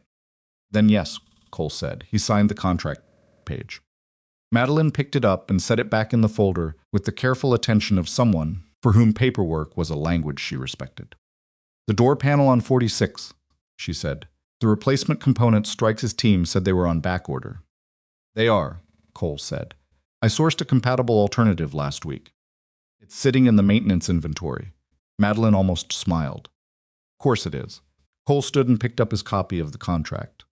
He was almost to the door when she spoke again. Cole. He turned. Thursday, she said. In the building. When everything was happening, were you scared? He thought about it, honestly. About the shaft and the cold metal, and the sound of the cable tension changing, and the specific quality of not knowing whether the brake would hold long enough.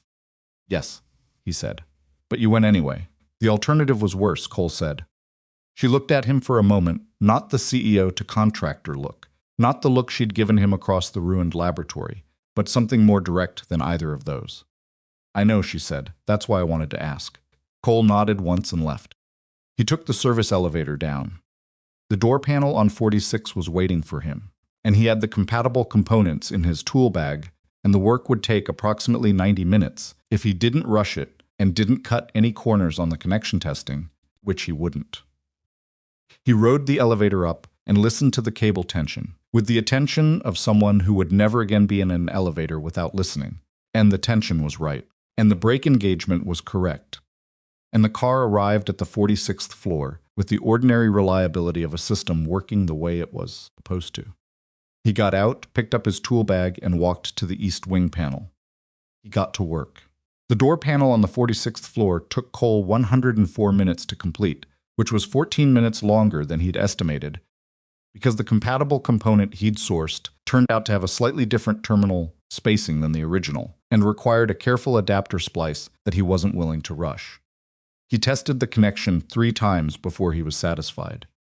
The indicator light went green on the third test and stayed green, which was the only metric that mattered. He packed his tools and rode the service elevator down and clocked out at 6:47 in the evening. That was a Thursday. The following Monday he started the new role.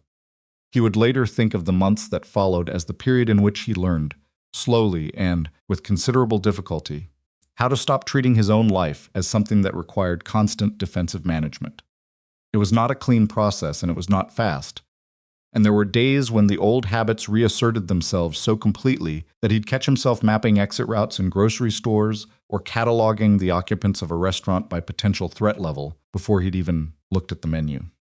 Old architecture didn't disassemble itself just because the conditions that built it had changed. He understood that and tried not to be impatient with it, which was its own kind of discipline. The advisory role was what Madeline had described bounded, specific, genuinely flexible in the ways that mattered. Cole spent his first month producing a structural vulnerability assessment of the building's mechanical systems that ran to 63 pages and identified 11 discrete gaps between the official schematics and the actual infrastructure. He submitted it without fanfare to Madeline's office and went back to work on the next item in the scope. The report generated 4 separate executive meetings that he was not present for, and the resulting remediation project employed 2 external contractors for 3 months. Cole reviewed their work at intervals and submitted correction notes through the advisory channel and did not attend any of the project meetings unless directly asked, which happened twice. Finished the maintenance queue on the second Friday of the new role. The ventilation reset on 38 through 42, the electrical audit on 35.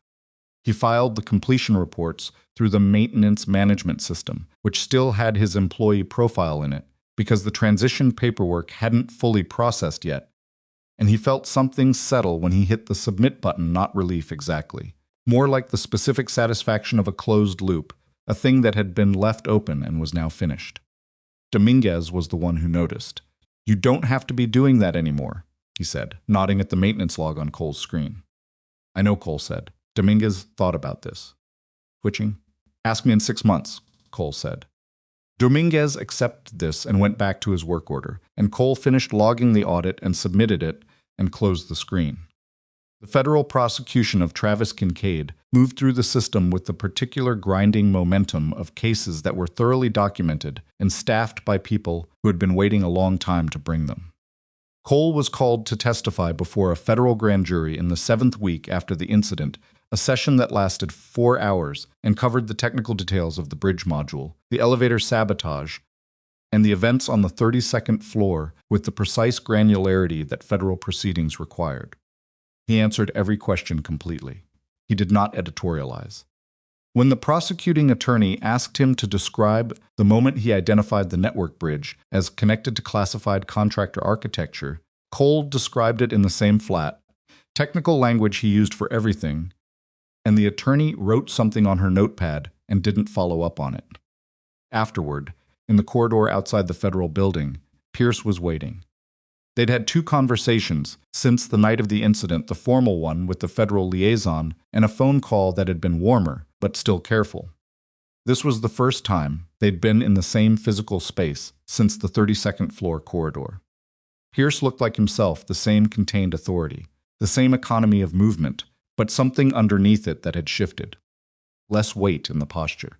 Not lighter exactly, more like something had been set down, and the adjustment was still settling. "How was it?" Pierce asked. "Fine," Cole said, straightforward. Pierce nodded. They walked toward the parking structure without any particular decision to do so together, which felt like its own kind of communication. "The international component," Pierce said. "The entity that purchased the operational intelligence from Kincaid's outside contacts. The federal team has formal cooperation from 2 allied governments now. Case is moving." Cole said nothing, waiting. "The documentation trail connects to the ambush site," Pierce said. "The routing of the intelligence purchase, the timing, technical signature on the communication protocol, it establishes a direct chain from Kincaid's domestic operation to the foreign buyers who acted on Operation Calder's extraction data." He paused. "Going to take another year, maybe 2, before the full prosecution is complete. The chain exists. It's in the record." Cole kept walking. The parking structure was half a block away, and the afternoon was overcast, the kind of flat gray light that made everything look more ordinary than it was. He thought about Halverson, his actual face, which he could still reconstruct in detail, the specific way the man had laughed at his own jokes a half-second before the punchline because he couldn't help it. Thought about Park, who'd been meticulous about his equipment in the way of someone who'd grown up without much and understood the value of taking care of things. 2 men he'd been responsible for in the specific way that military command created responsibility. Not just professionally, but personally, the kind that didn't have an expiration date. "They deserve better than a cold file," Cole said. "Yes," Pierce said. "They did. So did their families." "I know." Pierce stopped walking. Cole stopped too, and they stood on the sidewalk outside the parking structure entrance. "I made decisions that I told myself were strategic. That placing you in the building without full disclosure was a calculated necessity, that informing you would have created variables I couldn't manage." Pierce looked at him with the directness of a man who'd spent a long time in positions where directness was the professional standard and had not lost the habit. "That was true. It was also a way of managing my own discomfort with what I was asking you to carry without your knowledge." Cole looked at him for a long moment. "Why me, specifically?" "Because you're the only person I knew who would have done exactly what you did," Pierce said. "Pulled her out of the elevator without calculating what it cost you. Navigated that building without losing yourself in the operational satisfaction of it. Gotten to Kincaid and not..." He stopped. "And not hurt him," Cole said. "Yes." Cole thought about that moment in the laboratory, Kincaid's back against the equipment rack, Cole standing over him with the specific advantage of having just resolved a physical confrontation, and the opportunity that had existed in that moment to do something that 4 years of grief and guilt and 2 dead teammates might have argued was justified. He'd thought about it for approximately 1 second. The thought had not been tempting in the way he'd been afraid it might be, which had been its own kind of information about who he'd become in the years since the Navy. "I wasn't going to hurt him," Cole said. "Not because he didn't earn it. Because Lily needs a father who can look her in the eye." Pierce nodded. It was a small nod, but it carried weight. I'm not going to tell you the way you managed it was right, Cole said. Because it wasn't, completely. But I understand the calculation. And I'm not, he paused, finding the honest version. I'm not carrying it against you. I'm working on not carrying most things against most people. It's a project, Pierce said. That's more than I deserve. Probably, Cole agreed. You can buy me coffee and we can call it even. Pierce looked at him. Then the corner of his mouth moved in the way of a man who smiled rarely and meant it when he did. All right, he said. They got coffee from a place across the street from the federal building that had nothing to recommend it except proximity, and the fact that the coffee was hot. And they sat at a table near the window for 40 minutes and talked about things that weren't the mission and weren't the building, and weren't the prosecution Pierce's granddaughter, who was studying aeronautical engineering and had apparently inherited his stubbornness in a form that expressed itself as academic relentlessness. Lily's bridge project and the 4 textbooks in the lunchbox. The crack in Cole's dashboard that he still hadn't fixed. Ordinary things handled without ceremony. It was, Cole thought afterward, the best conversation he'd had with the man in 20 years of knowing him. The relationship between Cole and Madeline built the way things built, between people who were both inclined to be careful slowly, with long gaps between steps, and with the particular resistance of 2 people who'd each had good reasons to be selective about what they let matter. It started in the advisory work. They had a standing meeting every other Wednesday to review the vulnerability assessment progress and the remediation status, and at some point in the 3rd month, those meetings started running over their allotted time, not because there was more to cover, but because they were talking about other things. Cole noticed it the first time it happened and filed it without acting on it. Madeline noticed it too. He could tell from the way she never mentioned it, which was different from not noticing. The first time they had dinner was on a Wednesday in the 4th month, when the meeting ran so late that the building's executive cafeteria was closed, and Madeline said there was a restaurant 2 blocks away that had decent food, and they should continue the conversation. There, which was accurate, and also not the full reason. They talked about the work for the first 20 minutes. Then Cole asked her how she'd ended up in aerospace, not finance. Not tech, not the more predictable destinations for someone with her apparent capabilities. And she told him about her father, who'd been a commercial airline mechanic and had taken her to air shows as a child and explained the engineering principles behind everything they saw with the enthusiasm of a man who genuinely loved what he did for a living. She'd gone into business rather than engineering because she'd understood by her mid-20s that she was better at building systems than building machines. But the underlying fascination had never changed. Father sounds like he knew what he cared about, Cole said. He did, Madeline said. He was also terrible at paperwork and deeply suspicious of anyone who wore a suit to a casual event, so we have some divergence. She looked at him. Your daughter Lily, does she know what she wants to be yet? She wants to build things, Cole said. Specifically, she wants to build aircraft. She's 8, so this may change, but you don't think it will. No, Cole said. I think she's her mother's daughter in that way. Once she decides something, it stays decided. Madeline looked at him carefully, the way she'd looked at him in the maintenance corridor on the 35th floor when he'd mentioned Sarah and she'd let it exist without pressing it. How long ago, she asked. 5 years, Cole said. Cancer. She was 31. I'm sorry, Madeline said. Simply, without scaffolding around it. She would have liked you, Cole said. She had no patience for people who weren't direct. He paused. She also would have had significant opinions about how long it takes you to get to a point in a board meeting, from what I've heard from Pierce. Madeline made a sound thousand to a laugh than she appeared to have intended. Pierce has opinions about my board meeting pace. He mentioned it once, in a context that made it clear it wasn't the first time he'd thought about it. He's not wrong, Madeline said. I over-explain when I'm not certain the room is with me. It's a habit I've been working on. She looked at him. What does Pierce say about you? In contexts where he thinks you can't hear him. Cole thought about it. That I make decisions too quickly. Do you? Sometimes, Cole said honestly, less often than he thinks. He mistakes confidence for speed. Madeline considered this. That's a fair self-assessment. I've had time to work on it.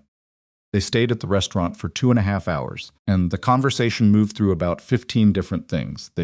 And Cole drove home afterward and sat in the truck in front of the house for a few minutes before going inside, not thinking about anything in particular, just sitting with the specific quality of an evening that had been unexpectedly good. He did not tell Lily anything about it. He was not ready to tell Lily anything about it. And more importantly, Lily was 8 and would immediately tell Mrs. Haverford, who would have warm and earnest opinions about it, that Cole was not prepared to navigate. 3 weeks later, he told Lily anyway. Not with any particular plan, they were eating dinner, and Lily asked why he'd come home late on Wednesday, and he told her he'd had dinner with someone from work, and Lily asked who, and Cole said Madeline. And Lily said, "Is she nice?" And Cole said yes, and Lily said okay and went back to her food with the equanimity of someone for whom this information was interesting but not alarming, and that was the entire conversation.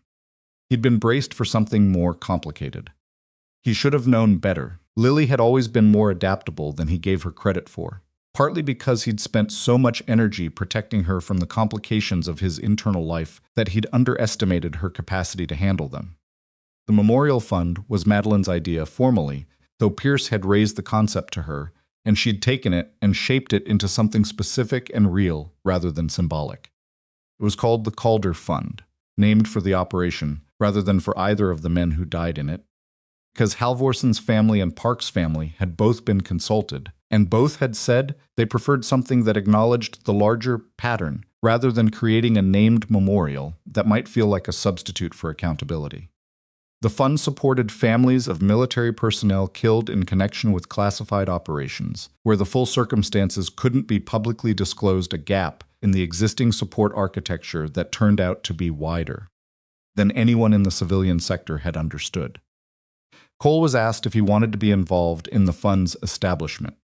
He said yes, and meant it, and then spent 3 months learning that the administrative reality of creating a functioning philanthropic structure was considerably more complicated and less meaningful feeling than the principle of it, which was probably a lesson he should have anticipated, but hadn't. He sat on the fund's advisory committee alongside Pierce and 2 people from the families and a retired federal attorney who handled the legal architecture. The meetings were quarterly and mostly tedious, and occasionally not, and Cole went to all of them and did the reading beforehand and said what he thought when he had something worth saying.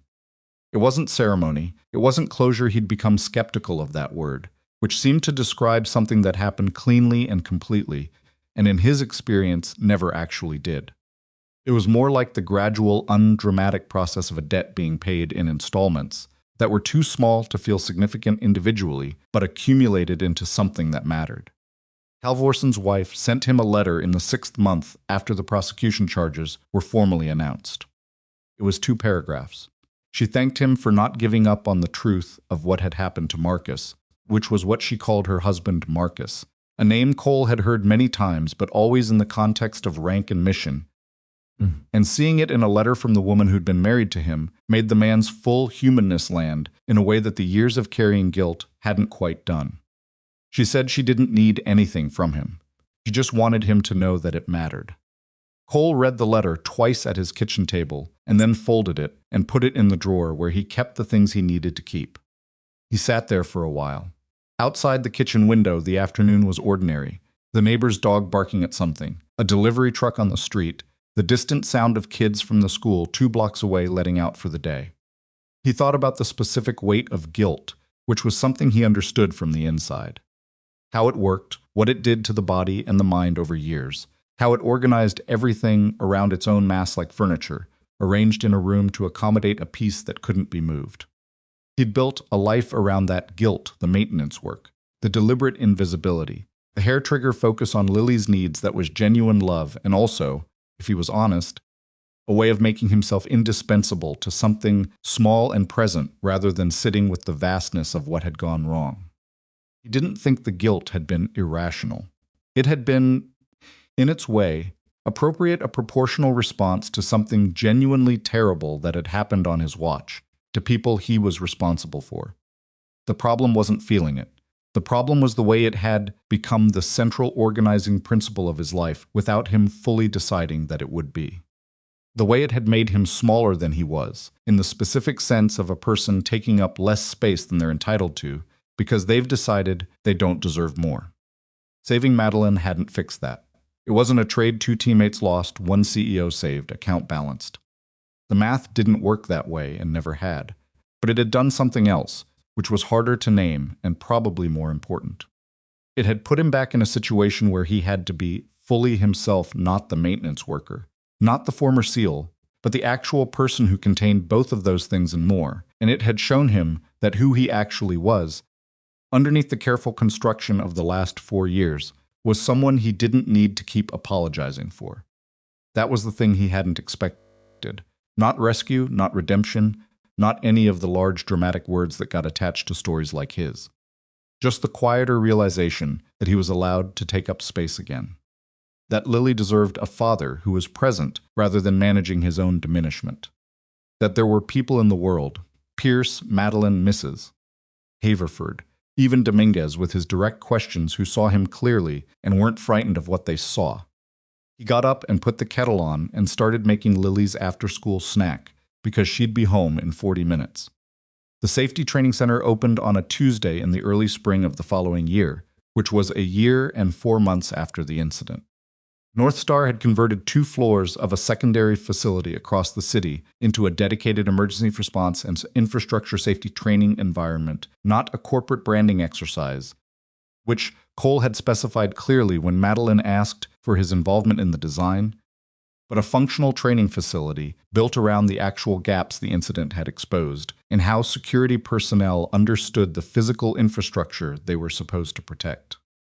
The opening was attended by a cross-section of people that Cole would not have predicted a year ago: board members, city emergency services representatives, a federal liaison from Doherty's task force, the 2 external contractors who'd done the remediation work on North Star's building systems, and Reyes, who had been offered and had accepted a leadership position in the rebuilt security function, and wore the new role with the careful seriousness of someone who understood they'd been given a second draft of something.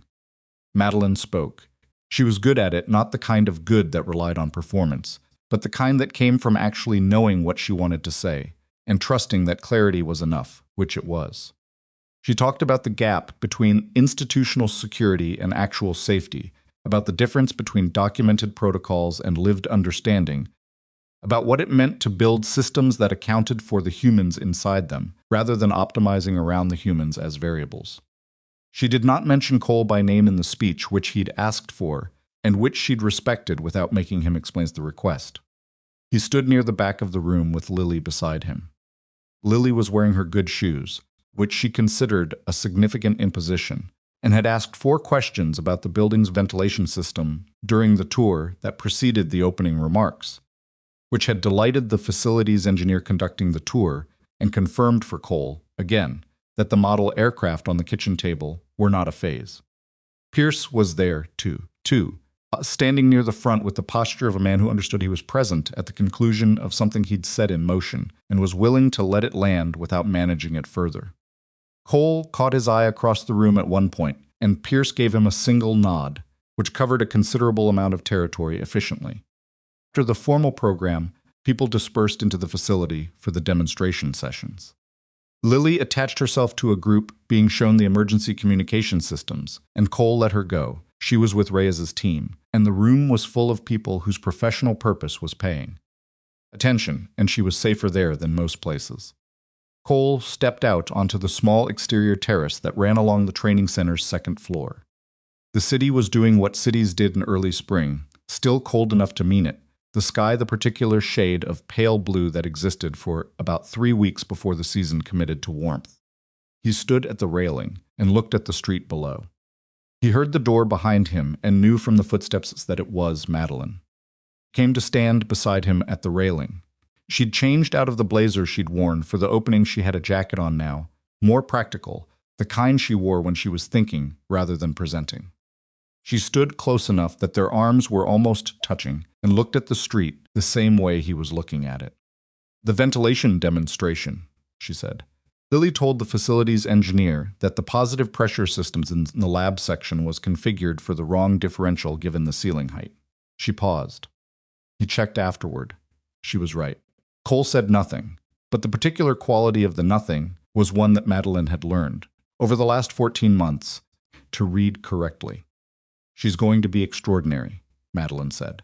She already is, Cole said. She's 8. People keep treating that like a qualifier. Madeline looked at him. There was something in the look that had been developing over the months of dinners and advisory meetings and the 100 small instances of two people being honest with each other in the space between the professional and the personal. Something that had been approaching a point for a while now. I have something to tell you, she said. And I want to tell you here, outside, where you have somewhere to look if you need somewhere to look. Cole turned toward her. All right, I'm in love with you, Madeline said. I've been aware of it for about 4 months, and I've been deciding how to say it for about 3. The extra month was me, convincing myself that the direct approach was actually the right one, and not just the one that felt like less waiting. She held his gaze steadily. You don't have to say anything back right now. I just needed to tell you. Cole looked at her at the face that he'd first seen across a corporate corridor as a name in a directory, then across the darkness of an emergency-lit elevator shaft, then in amber maintenance lighting, then across dinner tables and conference tables and all the ordinary geometries of a life being rebuilt in proximity to another life. He thought about what it cost her to say that, not because she was a person given to emotional withholding, she wasn't. Not exactly, but because she was precise about language, and precise people knew the weight of specific words. I'm not good at this, Cole said. I know, she said. I mean specifically, the part where I let things matter. He paused, finding the honest version. I've been managing the distance on purpose, not from you specifically, from the possibility of things going wrong again. I know that too, Madeline said. I'm not asking you to stop being careful. I'm just telling you where I am. Cole looked at the street below for a moment, then at her. I'm in love with you too, he said. I've been aware of it for longer than 4 months, and I didn't know how to say it, feeling like I was handing you something I wasn't sure I could back up. Madeline was quiet for a moment. Then, you pulled me through an elevator hatch in a failing shaft and navigated a compromised building for 3 hours to keep me alive. I think you can back it up. That was a specific skill set, Cole said. So is this, she said. You're better at it than you think. He looked at her for a long moment. Then he reached over and took her hand where it rested on the railing, which was not a dramatic gesture. It was the gesture of two people who'd been standing next to each other for a long time and had finally stopped pretending the distance between them was necessary. Her hand was cold from the spring air. She didn't move it. Behind them, through the glass of the terrace door, they could see the training center interior, Lily's voice audible even through the glass, asking another question that was making the facilities engineer gesture enthusiastically at something on the ceiling. Pierce talking to Reyes near the communication station, with the attentiveness of a man who was genuinely interested in the answer to whatever question he'd asked. The new security team running a demonstration for the city emergency services representatives. A room full of people learning how to do something better than they'd known how to do it before. She's going to have opinions about this, Cole said. Lily? She's going to have detailed, sustained opinions delivered at high volume. Is that a problem? Madeline asked. No, Cole said. She has good instincts. I trust her judgment. Madeline looked at him with the expression he'd learned was the one she wore when she was keeping herself from smiling outright, which was different from the CEO expression and different from the focused problem-solving expression, and was, in his estimation, the most accurate version of her face. You trust an 8-year-old's romantic judgment. I trust her's read on people, Cole said. She already likes you. She told me you were actually pretty smart for someone who wears so many blazers. Madeline did smile then, completely, which was a thing that happened less often than the expression it was preceded by, and meant proportionally more when it did. Cole thought about the man he'd been when he drove into the North Star parking structure 18 months ago, with a cracked dashboard and a cold thermos and a work order for a door panel on 46. The man who'd been making himself invisible by choice, telling himself it was discipline when it was closer to self-punishment, building a life that was careful and narrow and safe, and leaving no room in it for anything that could hurt him again. He thought about everything that narrow life had not accounted for, that a diagnostic light would blink wrong, that a cable tension would change, That a person could be in an elevator and another person could decide that the right direction to run was toward the sound no one else wanted to approach. That the simple fact of choosing the harder thing, in the moment when it mattered, could begin to undo 4 years of careful diminishment. He didn't think he'd been wrong to be careful. The things that had made him careful were real, and the grief was real, and the guilt had served its purpose the way Gittles was supposed to. It had kept him honest about what had happened and accountable to people who deserved his accountability.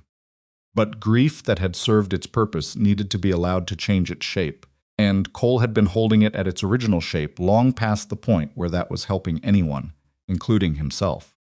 Lily appeared at the terrace door and pressed her face briefly against the glass with the expression of a child checking on a situation she'd been monitoring from a distance. She looked at Cole, looked at Madeline, looked at their joined hands on the railing. Her expression did not cycle through multiple phases. She gave a small, definitive nod and went back to the ventilation system demonstration without further comment. "Verdict's in," Madeline said quietly. "Apparently," Cole said. They stood at the railing for a while longer, the spring air doing what spring air did, carrying the smell of the city and the particular quality of a season beginning, unhurried and indifferent to the specifics of who was standing in it. Below them, the street continued its ordinary business. Inside the training center, the demonstration went on. Cole Vance had entered North Star Aeronautics as an invisible man by design, by preference, by the accumulated decision of 4 years spent making himself small enough not to lose anything else. He had fixed doors and reset ventilation systems and eaten lunch alone, and been precisely what he needed to be for a life built around a wound that hadn't healed. What he hadn't accounted for was that invisible things cast shadows anyway. That capability doesn't disappear because you stop using it. A person can spend years becoming quiet without becoming gone, and that the people who are worth finding will find them regardless. He hadn't rescued Madeline Prescott in that elevator shaft. He'd done what the situation required, which was a different thing, smaller in its intention and larger in its consequence than any single act of rescue. And she hadn't saved him from his grief or his guilt or the specific loneliness of a man who'd decided he didn't deserve more than what he'd built. Those things had their own timeline and their own logic. What they'd done, more accurately, was meet each other at the point where both of them had run out of reasons to stay at a careful distance and decided, without ceremony and without any guarantee, to stop. It wasn't a complete story. It was the beginning of one, the actual beginning, the kind that came after all the chapters that felt like they should have been endings. After the grief and the guilt and the narrow years, and the building with its failing elevator and its compromised network and its amber emergency lighting. After Kincaid in the laboratory, and Pierce on the sidewalk, and the letter from Halvorson's wife, and the 4 textbooks and the lunchbox on a popsicle stick bridge. After all of it, a terrace in early spring, a city doing its ordinary work below, a child's face pressed against glass and then satisfied and then gone back to asking questions. A woman's hand cold on a railing, a man allowing himself to stand in one place without mapping the exits. The door panel on 46 was working correctly. The ventilation system was properly calibrated. The evidence was in the federal record, and the names were in the record, and the truth was in the record, which didn't fix everything, but fixed the specific thing that needed fixing the record. Cole looked at the street one more time, and then he turned away from it and went inside, where his daughter was waiting and the work continued, and the life he'd finally allowed himself to choose was already well underway.